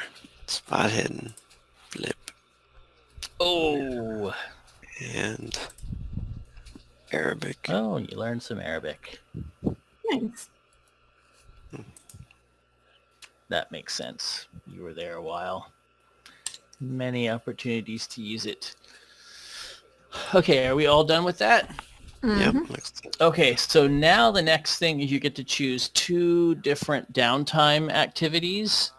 So this is, so I know it says heal all wounds, disabilities. That would be heal. This was created a little while ago. So I'm going to say 1 disability. That's really what it should be.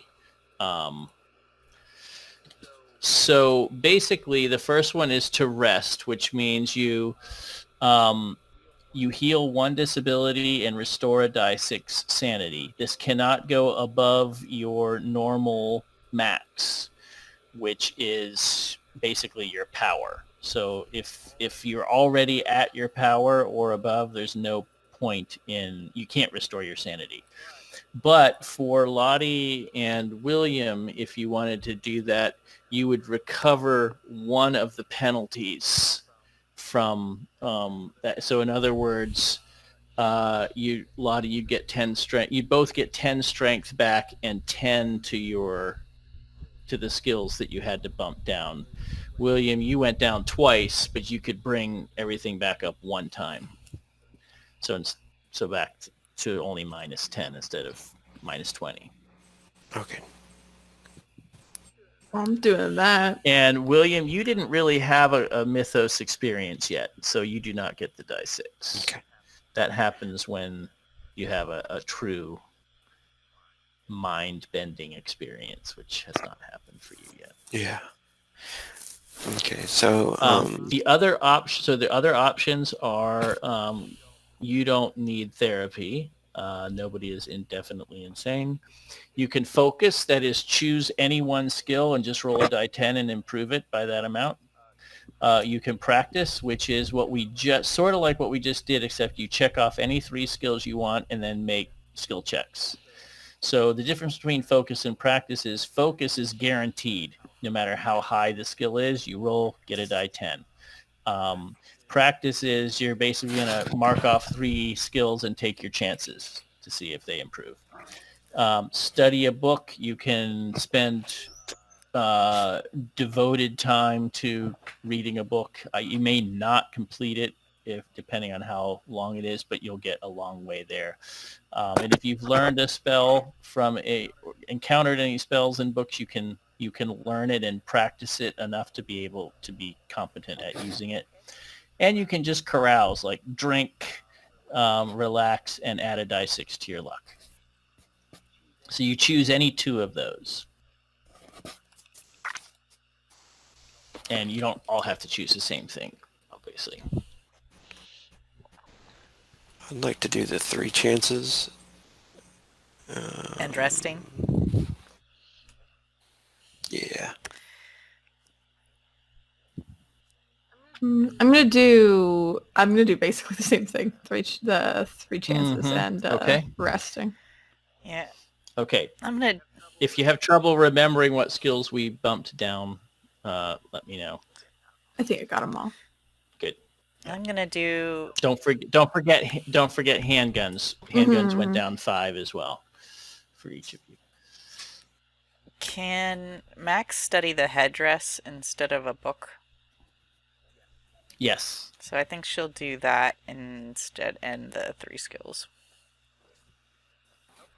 Okay. So the headdress, interesting choice. I just think that she's not booky. No, that's totally fine. Oh my So gosh. you would... Trying to get better at driving, and I succeed. Oh my. That's terrible. Oh my. Quick question. I don't know if it would be a focus or if I could just do it with like the check off any 3 skills. But if it's just focus, can I learn Swahili? Yes, so that would be a practice. That's totally perfect. fine. So it starts at Awesome. 0. So you basically spend some time reading we'll just say you pick up a little phrase book at Port Said.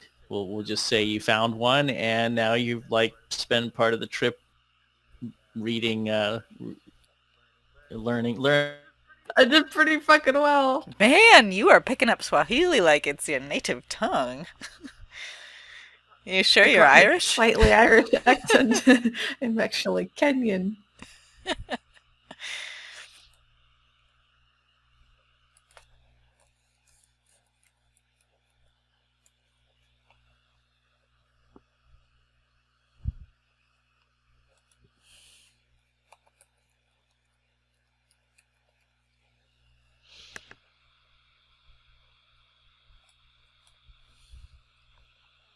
And I think as my other practice, she's going to be reading some of those books, just kind of scanning over them so I can get occult.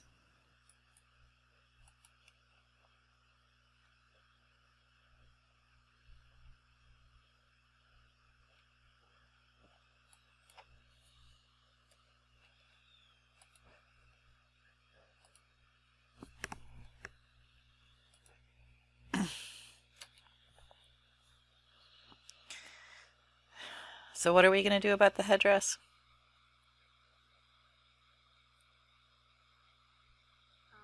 Well, you're studying it, yeah? I don't know. Because, Lottie's just studying the books just to learn more about occult stuff. Find a spell. She's not like reading. It's just so I can get my occult up. I Gotcha, can't gotcha. read the books though. Yeah.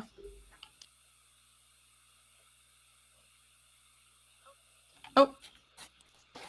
There's 3 that Darren's we gone. practiced.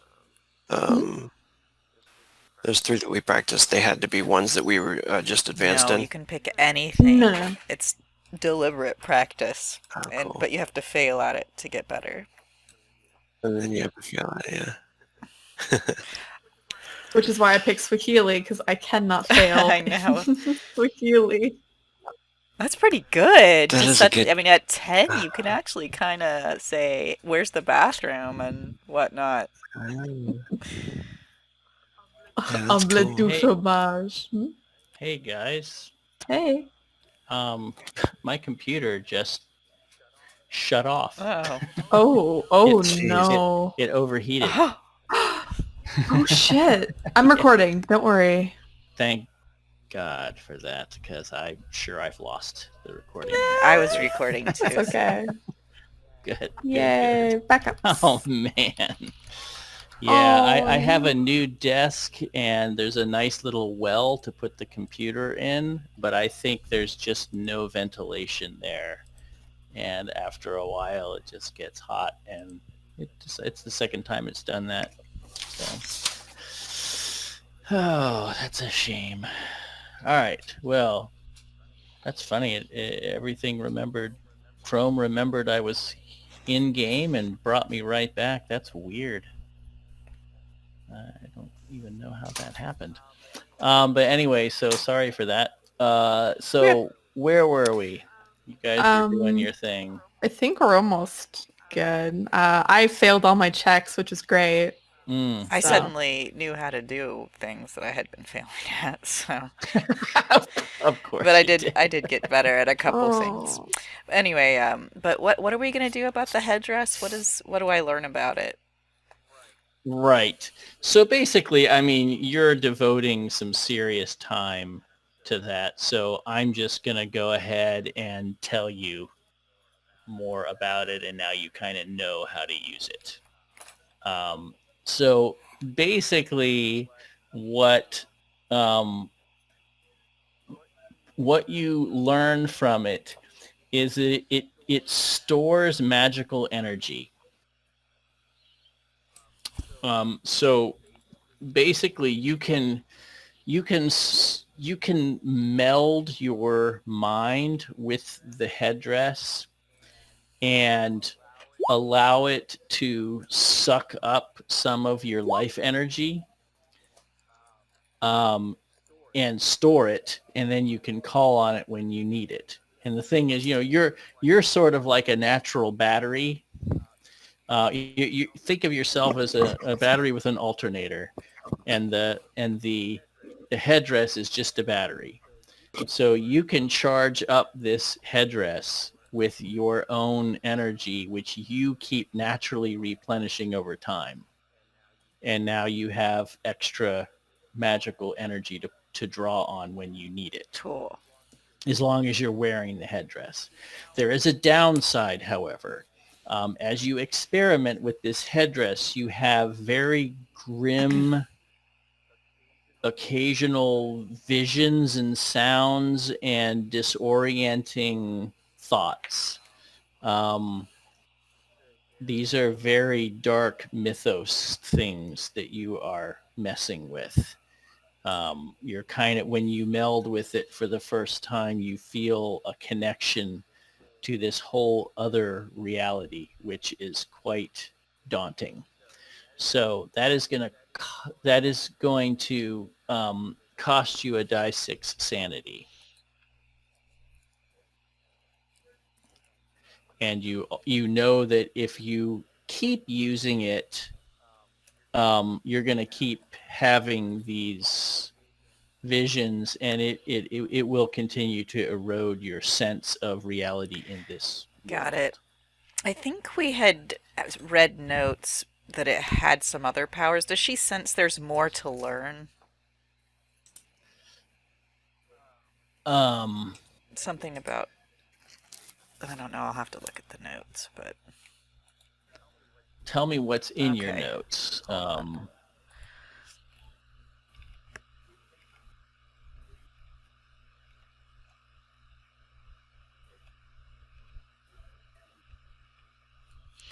I'm sorry, I wrote it so narratively, it's hard to find it. Mm-hmm.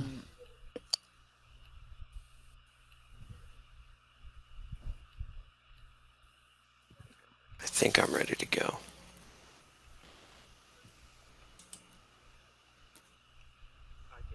I gained 10 back on the strengths, right? Yes. And then I did my 3, which looks like I failed all 3 of them. Okay, good. And don't forget to restore your skills as well, 10 points. Yeah, I went through The, there. the skills that we deducted 10 from. Okay. Oh, okay. The only other thing that was mentioned was that it was possibly related to spiritual sight, which goes along with the visions you're talking about. Yes. Yep. So you realize you've kind of flirted with something very dark, and you can continue to allow yourself to see visions, which could be interesting, but it will sap your sanity. All right. She's a pragmatic person, so I think she is tempted, but at the same time thinks what I've learned is definitely useful. I don't know if I'm willing to pay the price for continued experimentation. She'll have to think about it. Mm-hmm. Okay. You also sensed that the headdress is currently full of energy. Like it has been storing energy all along, and now you've learned how to tap into it or how to feed it. Okay. I'm assuming that Lottie would have seen her messing around with it, although she tries not to. And Lottie would swiftly leave. Depends on whether you're doing it. I mean, it's a steamer ship with room on deck to do simple things. It's no fancy ship, but it is a passenger ship, but Yeah. it's not super fancy. But there'd be plenty of time for you to be in the cabin alone, messing around I with would it. say, She may have right. walked in on you at some She's point. trying not to do it when Lottie's around, but more out of respect for her feelings than out of trying to actually keep a secret. So I would say Mhm. that Lottie's probably aware that it's happening. Right. That makes sense.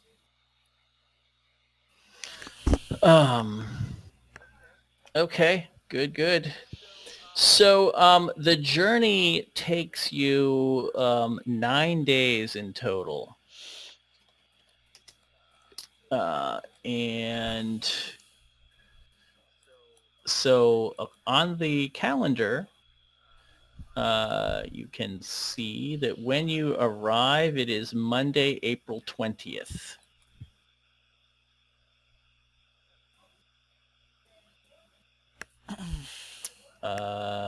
And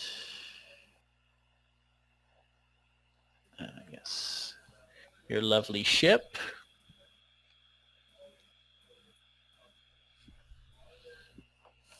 And then you arrive in Kenya. So here is a map of Mombasa, which is the port town you land in. And Nairobi is the capital that is accessed by train further inland. I do have a little map that you can have, which I will share with you in just a second here. A map of the Kenya colony, which is now in your journal.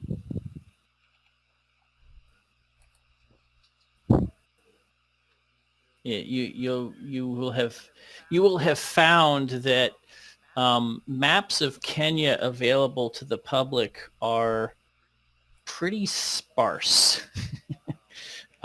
Kenya as a colony, especially away from the coast, is not well documented as far as the geography. So this map represents a pretty good, the best information you would find. Um,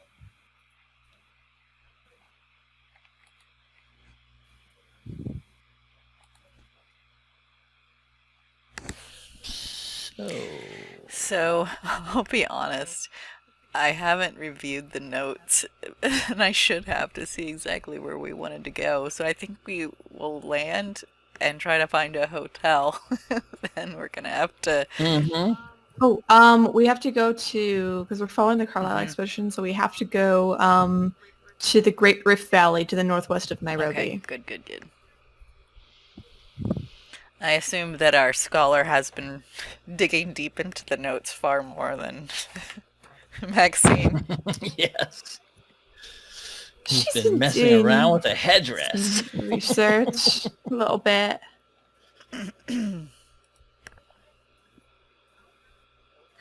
Okay.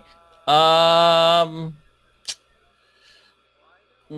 don't we just make an intelligence roll for me then, Lottie? Let's see. Or really an education roll, I'd say. Or intelligence is fine. Okay. We'll just go with Cool. that since you already did it. Yeah, so you pick up some basic facts about Kenya. You know that it used to be actually Muslim for a long time, and it was taken away from them by, I think it is the Germans for a time, and then the English entered into the picture, and the English now control the colony. Although the population of white to native Kenyan is very, very small, less than 1% of the total population. So you'll find in really Mombasa and Nairobi are the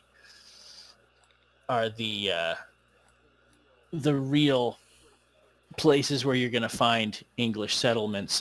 Other than that, there's just a few countryside forts that are designed to keep order and keep an eye on the tribes.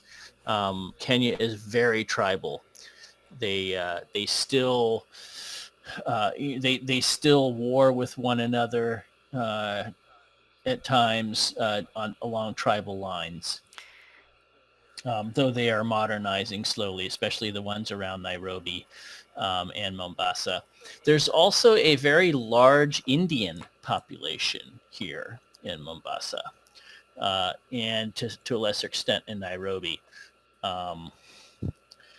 In fact, Mombasa is a very multicultural town at this point. There's a lot of mixing, whereas in Nairobi, they are very segregated. You'll find different areas of the city in Nairobi that where whites live and have commerce, and then Indians have their own sort of section, and then the native Kenyans have the slums essentially.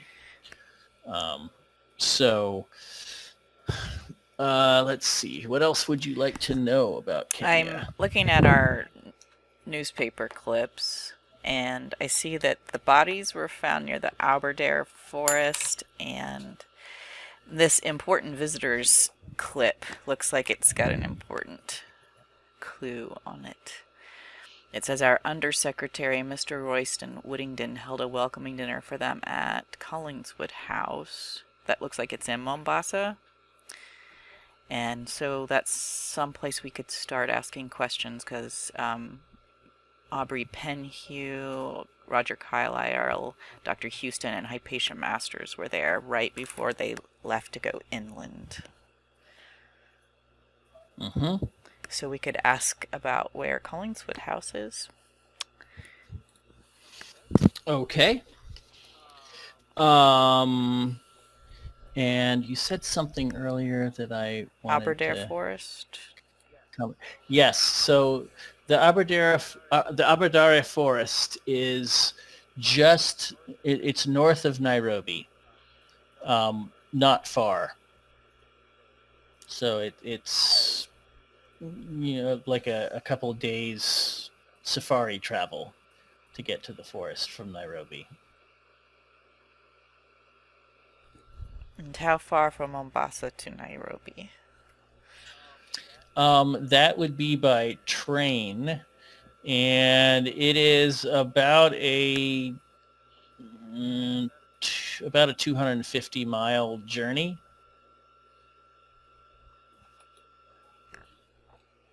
So it's not trivial. There's one train line that goes from Mombasa all the way up to the lake, which now is believed to be the head of the Nile up there. So what do you guys think? Do you want to head straight to Nairobi or do some hunting about here in Mombasa at that Collingswood house? Should go there, maybe, and also see if we can look into the Kikuyu tribe. They're the ones that helped find the bodies of the Carlyle expedition. Yep, the Kikuyu are a dominant tribe in the Nairobi area.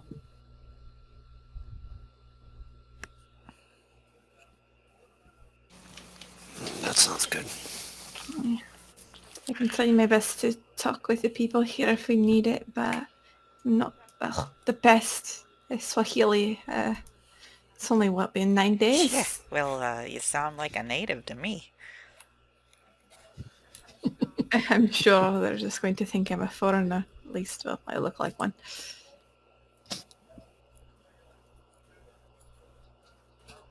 So to the oh, sorry, go ahead. No, so go ahead. What were you going to say? You arrive in Port. We'll say, it arrives overnight, so you arrive there in the morning, so you've got the day ahead of you. This undersecretary fella, he's probably a British officer or a former British officer. He definitely works for the government, William. You think maybe you could finagle us an invitation to Collingswood? Perhaps I could try. I still have some of this stationery left over. I could make you a letter of introduction. It's not a bad idea, to be perfectly honest. Yeah, he laughs it off at first, but he thinks, as he starts to think about it, it might be a good idea. She'll shrug and say, why not? And then she'll just write just a brief little, Mr. Undersecretary, I'm pleased to introduce a promising young man and list his name, and I would be ever so grateful if you would show him your hospitality during his stay in Kenya on business, and then sign it, from what's the governor's name, whatever his name is. In Kenya? In Egypt. Oh, right. Oh gosh. How do I not remember this? Allenby. Lord Allenby. Put it in a fancy envelope. She'll ask William if he had any sort of a special symbol or anything that he sealed his letters with, but if not, she'll just put it in a nice envelope.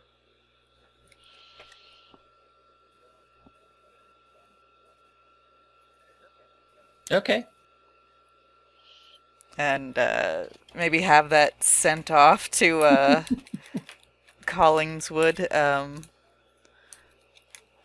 and let the courier know where they're staying for a response. Okay, sounds good. And where do you want to stay? The Manor Hotel is or the Castle Hotel are the two ones that are frequented by foreigners, Which one's cheaper? English ones. So here's what the Manor Hotel looks like. It's smaller and more quaint. And the Castle Hotel tries to be a bit more fancy and is certainly more expensive. Probably the Manor Hotel. Which one's cheaper? Yes. The Manor Manor. Hotel is cheaper by a little bit. Yeah, we're pinching pennies a little bit. It's more bed and breakfast quality. The other tries to be more of an upscale hotel, but it's only upscale by colonial standards. Better views here. More fresh air. Yeah. Hey, Okay. So we get in separate rooms, or I think you and I can still share. of course. Hey. I could sleep on the floor if we want to save some money. Well, I think you'd have to present yourself as, someone's brother or something for that to work out. Otherwise, people will look askance. It's scandalous, you know. Well, most likely. Ah, yes, of course. But hey, if you want to sleep on the floor, you can always sneak over. Sometimes we're naked in our room. You better be careful. Oh, yes. Oh dear. It's hot at night, you know. Hey, it's just Getting much hotter easier. by the minute, it sounds like. Occasionally see Maxine's bare bum going around the room. It's It's quite my cute. sweatiest part. Oh dear. That just killed the atmosphere. Yeah. so sweaty. You can see it just drip off onto the ground. Gotta make sure to get a little rag and go behind Gonna her. have So you'll sleep. Ask the staff for some towels. Sweaty buckets. Yeah. I think so. Oh my. She's got some of those. I'll be sure to stop by again. Some of those pajamas with the butt flaps. Jeez. Yes. Air But the they're always down. They're always down or they're always damp. Flopping around. Yeah. Yeah, they're floppy. Oh, dear.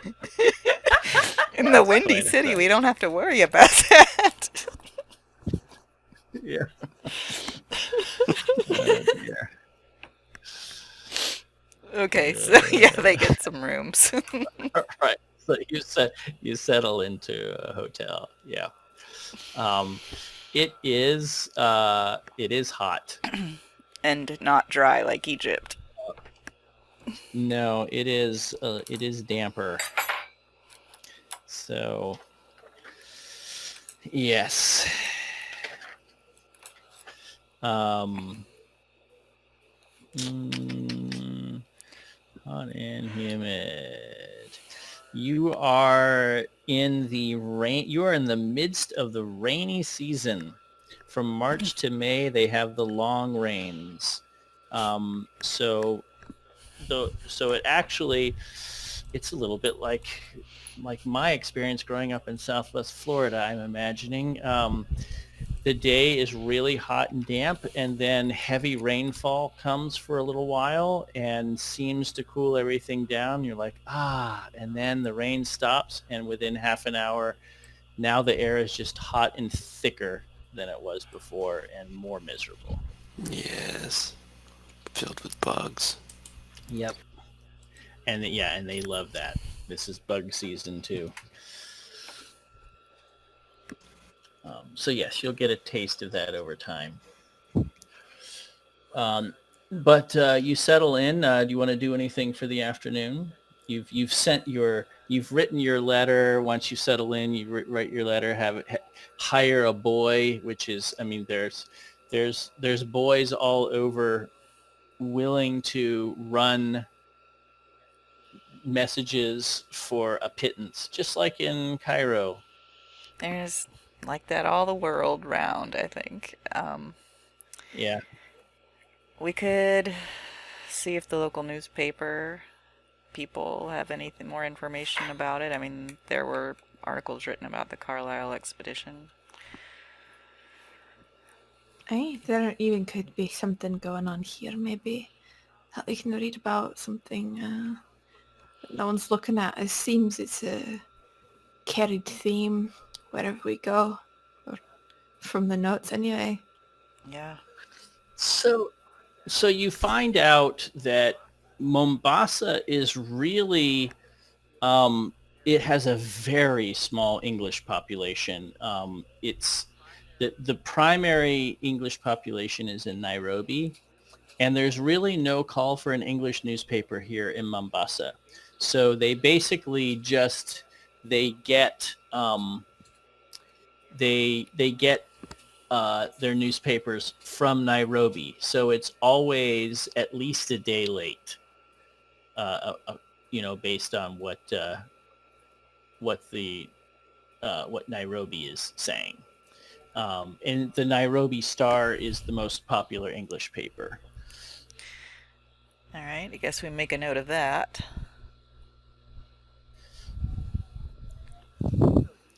So you can certainly, look at, the current editions, but there's no library or anything to go look at back issues or something like that. So in Mombasa, it's really going to kind of be impossible to research any of that by way of newspapers or documentation. Okay. I guess maybe I'll buy some train tickets for when we do want to leave. Yeah, and it's just like that. So there is a first class car, which is what whites travel in. And then you can see there's a listing for, and right there on the board at the train station, it shows, it says first class and in parentheses whites. And then it says second class Indians, and coach is open. Gotcha. Well, I guess it would be weird for us not to travel first class. But, okay, this is Africa. Safaris. Let's ask the concierge about getting some more ammo. That's certainly, the ammunition is certainly available, though he readily admits that Nairobi is, you'll find more things geared towards safari supplies in Nairobi. They don't really do a lot of safaris out of Mombasa. Mombasa is mostly a trade port. Right. There are a lot of Muslims here, and a fair number of Indians. Okay.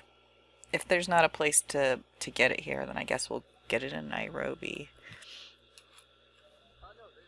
No, you can certainly buy ammunition, but you're asking, when you mention you're interested in safari supplies, like ammunition, he points you to a very small general store that you can go to that will sell you some ammunition, but he said, but they don't really cater to safaris.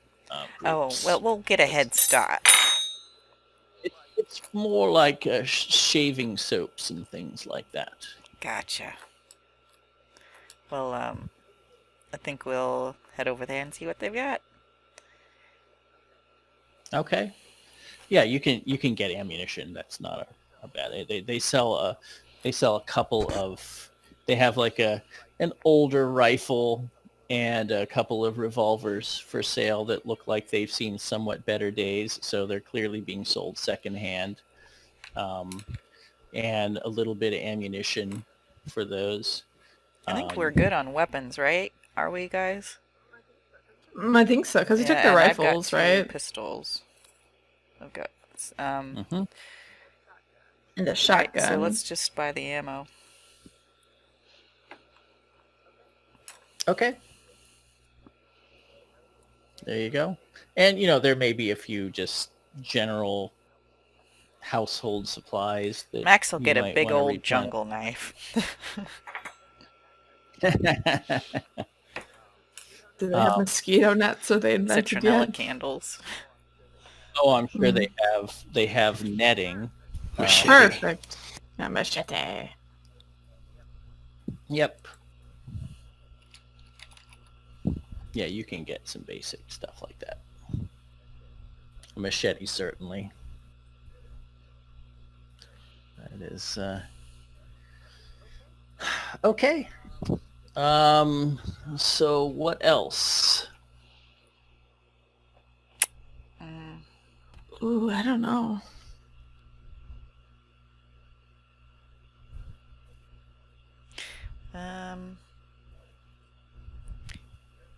I would. It's probably not here, but we could ask the hotel if the Carlyle expedition stayed here or at the other place. The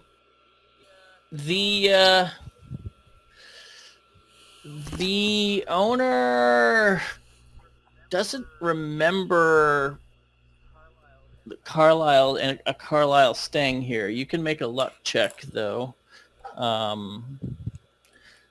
Maxine.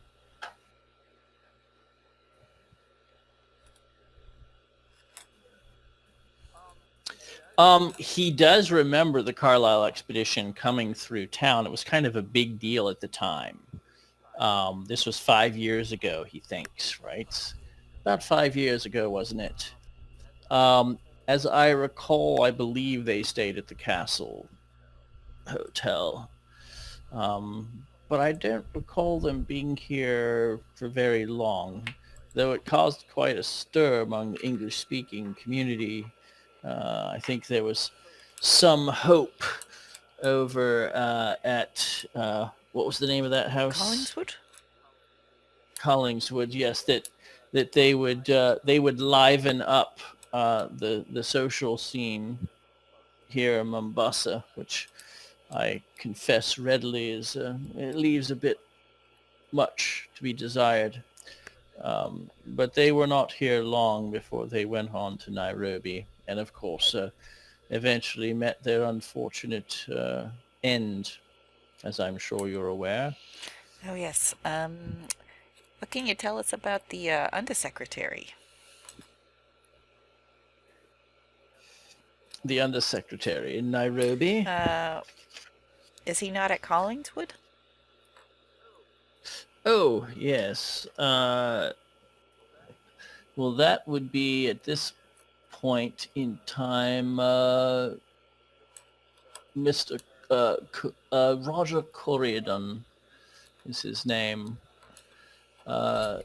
He's a bit of a stern man. I wouldn't cross him if I were you. He's a very serious man and doesn't much like it here. Oh, I see. Has he been here long? He would probably say too long, actually. I'm sure. Was he here during the Carlyle expedition, you think? I believe he may have been. Yes, I'm fairly certain he's been here long enough for that. He says if you're hoping to meet him, you're a little out of luck. However, he spends his time in Nairobi and here, going back and forth. I'm afraid Kenya's a little too backwater to have 2 undersecretaries, so he must split his time between Mombasa and Nairobi. I see. So, Collingswood House, it's the servants there right now, then? Yes, and there's a captain there if you need assistance. I see. All right. Well, thank you very much. And she'll go back and tell Lottie and William that the letter may have just gone to the captain. Well, all right then. What do we do from We here? could just show up. It's true. I mean, we could. Well, mostly you there, William, maybe. Yeah, William would be used to dealing with these types of things, I'd say. He could just show up and introduce himself, depending on how he wanted to introduce himself, of course. You want me to go alone? No, we'll be escorts. I'm your American cousin. This is your translator. I Very good. Okay, you want to show up? You certainly can. Yeah, I think we'll do that. All right. You show up there, and it is a very small operation. Your guess, William, is that there's probably a total staff of maybe 5 people in the whole building for Mombasa. Captain Terence is, as you would recognize, sort of he's sort of like the deputy undersecretary when the undersecretary is not here. So he's in charge of the. Yeah, I know. I have to keep recycling. It's like the same actor with the, he just parted his hair on the other side. You know. Actually, here I'll make him a little different for you. Just so. There. Oh, you know my brother in Egypt.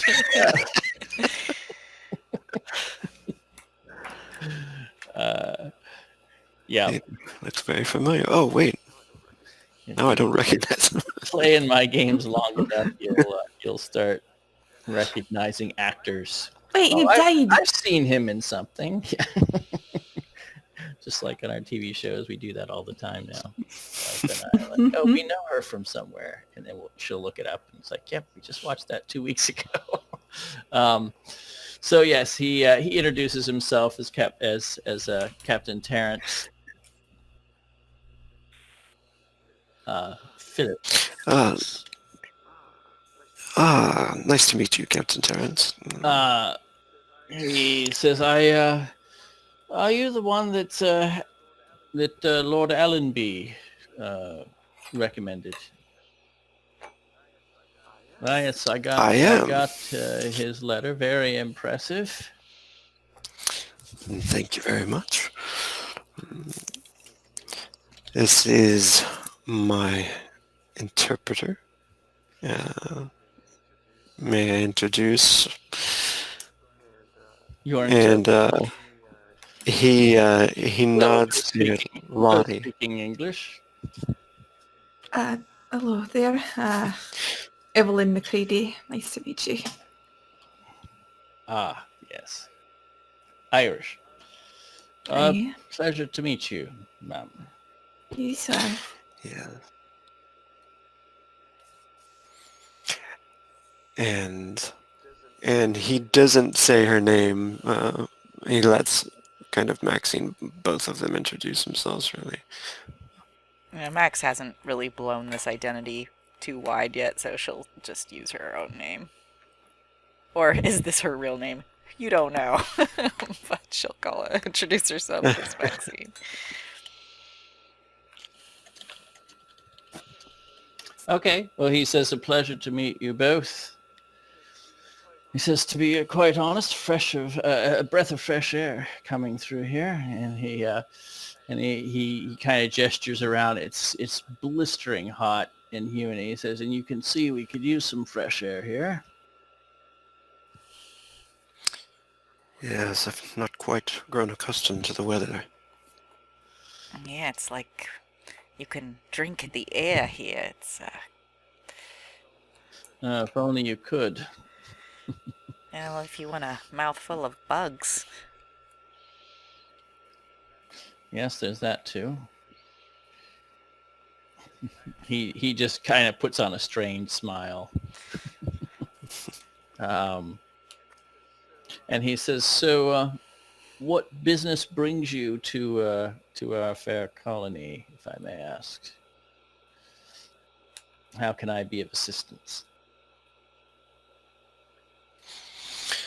Just out of character, what are we looking for? We are kind of following the tracks of the Carlyle expedition. That could be an interest. Like maybe William has just thought of it. Like, what are we doing? Yeah. It's sort of like, yeah, I'm with these two girls. They have a mission. Yeah.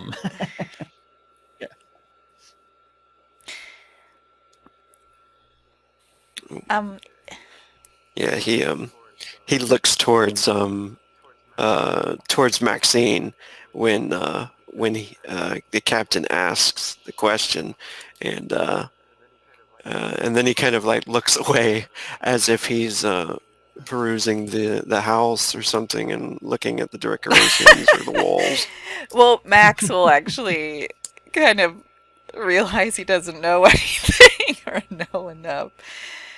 And she'll come forward and say, actually, Lord Allenby is a good friend of mine, and he was happy to loan me this young man as we pursue some interests, of the Carlyle family here in Kenya. The sister, Erica, also a good friend of mine.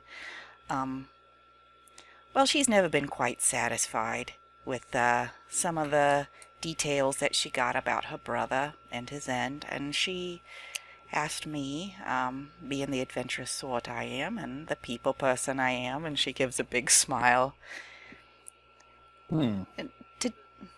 He says, "Yes, the Carlyle expedition. Says I'm afraid it was just a tad bit before my time, but I've heard a bit about it." Yes, I understand that they stayed right here in this house before heading inland.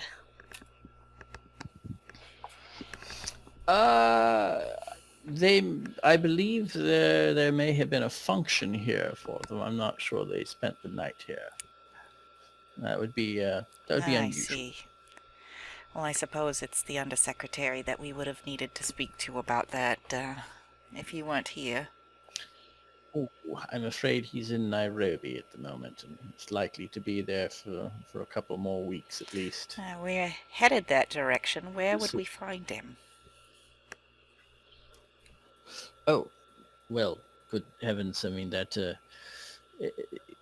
the government house would be the place to go there.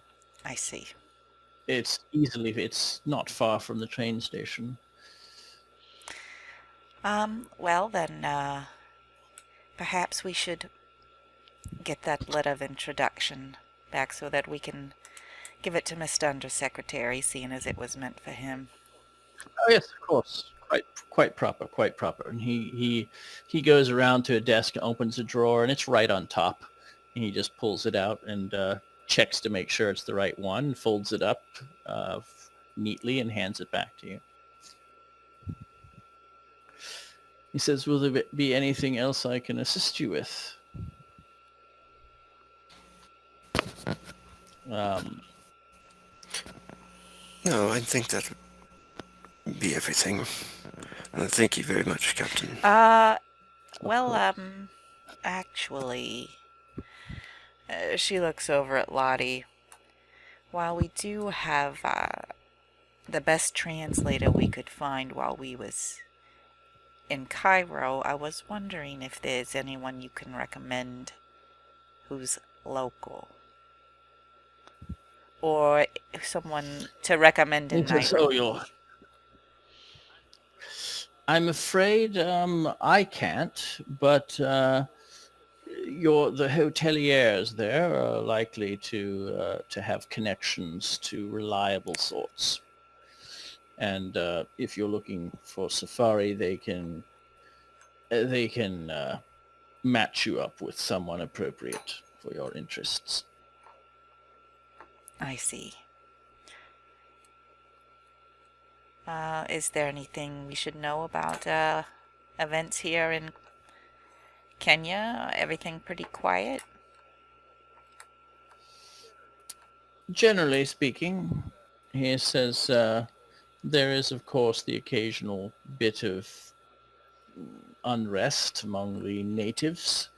They sometimes get it in their heads that they've been robbed of something or mistreated and have to be reminded of their place from time to time. But at the moment, things are, I'd say, well in hand. That's sorry, one other thing. I don't know if you had ever run into a gentleman by the name of Jackson Elias at all. Make a luck check for me.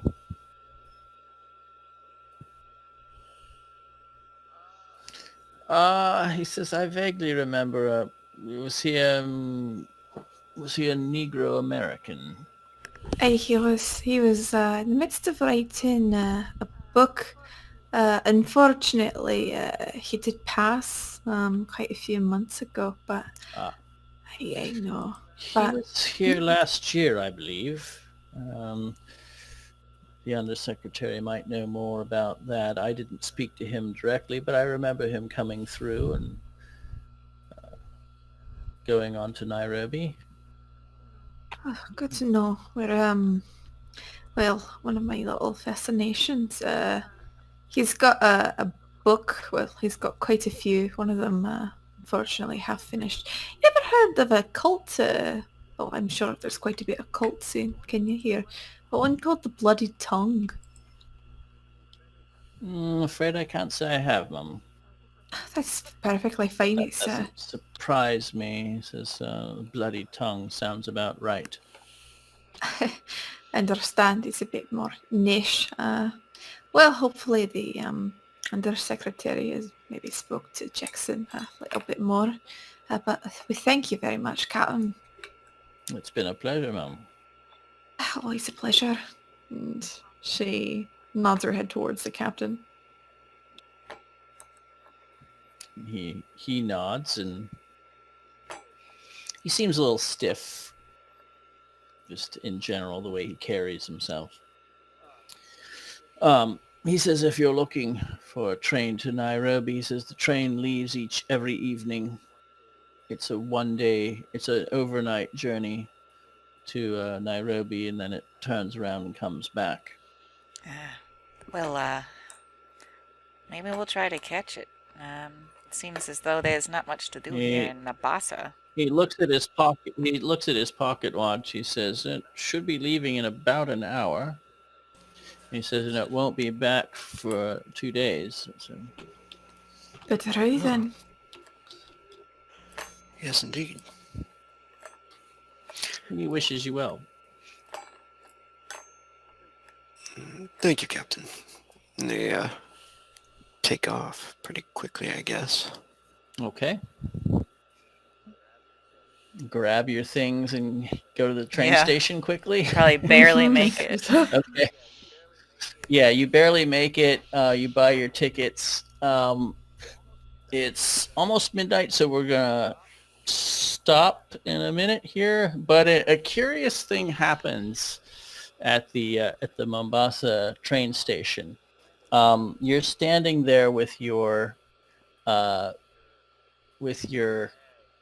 bags, and you kind of hurried out to the platform, and this little Indian kid runs up to you, and he says, Mister, you dropped your ticket, and hands it to William. William hesitate for a second as he looks at it, and he'll reach out and take it if he's not alarmed by anything he sees. He's not. I mean, but so you reach out to take the ticket, and you can see there's an Indian woman not too far away who's looking over, maybe a little alarmed that obviously the kid is associated with her. The kid gives you this big smile and hands you the ticket, and as you're reaching out and you take it, all of you can see he's wearing a little pendant around his neck, and it looks like this. Mm. And William will smile to him and nod and thanks. Thank you very much. He says, "You're going to Nairobi, yes?" And the woman says, "Come back here. You come back here now. Don't you be talking to strangers." And he kind of gives an awkward little smile, and he waves at you and runs back to the woman's side. You can see they have bags, and they're going to be getting on the train as well. Max, I don't know if she noticed the upside down onk, but she sees a kid run up to someone like that in a city, and the first thing she thinks is pickpocket. So she's like, "William, check your pockets." Yeah, she saw the onk.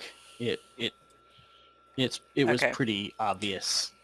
He wasn't trying to conceal it or anything. Well, she still tells William to check his pockets.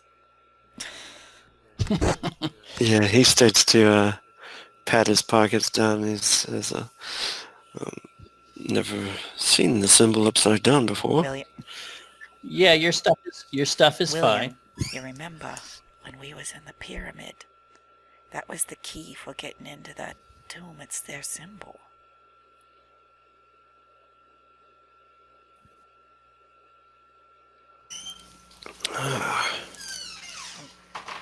Why would a little boy be wearing it like that? Max kind of looks back over in that direction at the boy and then over at the mother.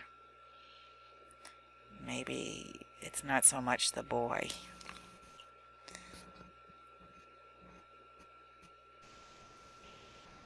I mean, it could be And much knowing where we're larger. going. That is disconcerting, but means, well, people are watching. I don't think it's a coincidence that they're getting on our train. All right, we're going to leave it at that. I'm gonna go murder the kid. Got the 12 I'm just gonna gauge push him off the shotgun. train.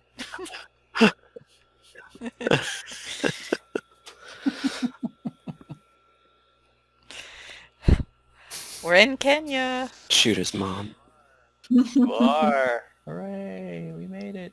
Yay! Did you guys push a get your child. hit points Good back thing. then? You guys, okay. Yes. Yes, they did. Back to full. Are you back to full 15 Everything strength? back where it was. Yeah, my 15 strength. God. Oh my. I rolled so bad on that one. It's like, Yeah, you don't want to be punching anybody. She Oh. break in half. She is. Yeah. I still lost 10 strength, but I'm still at 50 with the loss. It doesn't of mean 10. you can't get it back. Maybe next rest period or Mhm. downtime. If Yeah. we survive Yeah. that long, I don't know. This is like, Well, if all we have to do is fight kids, I'll probably be okay. let's just kill Kit. This entire game is just killing children. Fuck yeah. That's what I've always wanted. Kill Terence babies. decided he needs to lower the difficulty a little bit. He's like, I got the Exactly. children on this time. Can you handle some little squirts? Yeah. I don't know. I don't think Lottie can. Jesus. Everything's so do you have any strong. 5-years? Yeah. Babies are babies. Baby. How many babies does it take? All right, to you're paint a Irish, wall? so you need to start having babies so they can grow up and protect you. That's true. William! William! And you guys do know how many babies it takes to paint a wall, right? Yeah, it depends on how hard you throw 'em. Yeah. I knew you'd know that. Oh, I don't even know. We've got weeks before we play again. I'm going to review these notes on Kenya better. I know. I need to. I just wanted to wear jewelry. Is somebody going to be missing, or did it not match up, or Well, something? Darren What? has a... Did the I have a bad week. oh, To okay. be able to run anything. And then I guess there's another bad week that someone else can't do. So we've only got 2 weeks next month. Which is a crying shame. So, Yeah. yep. Well, thank Yeah, you for that the was game. fun. Yeah, thanks for running. Yes. See you All next time. All right. Have a good night. Bye. Bye. Night. Okay, see you later. Night.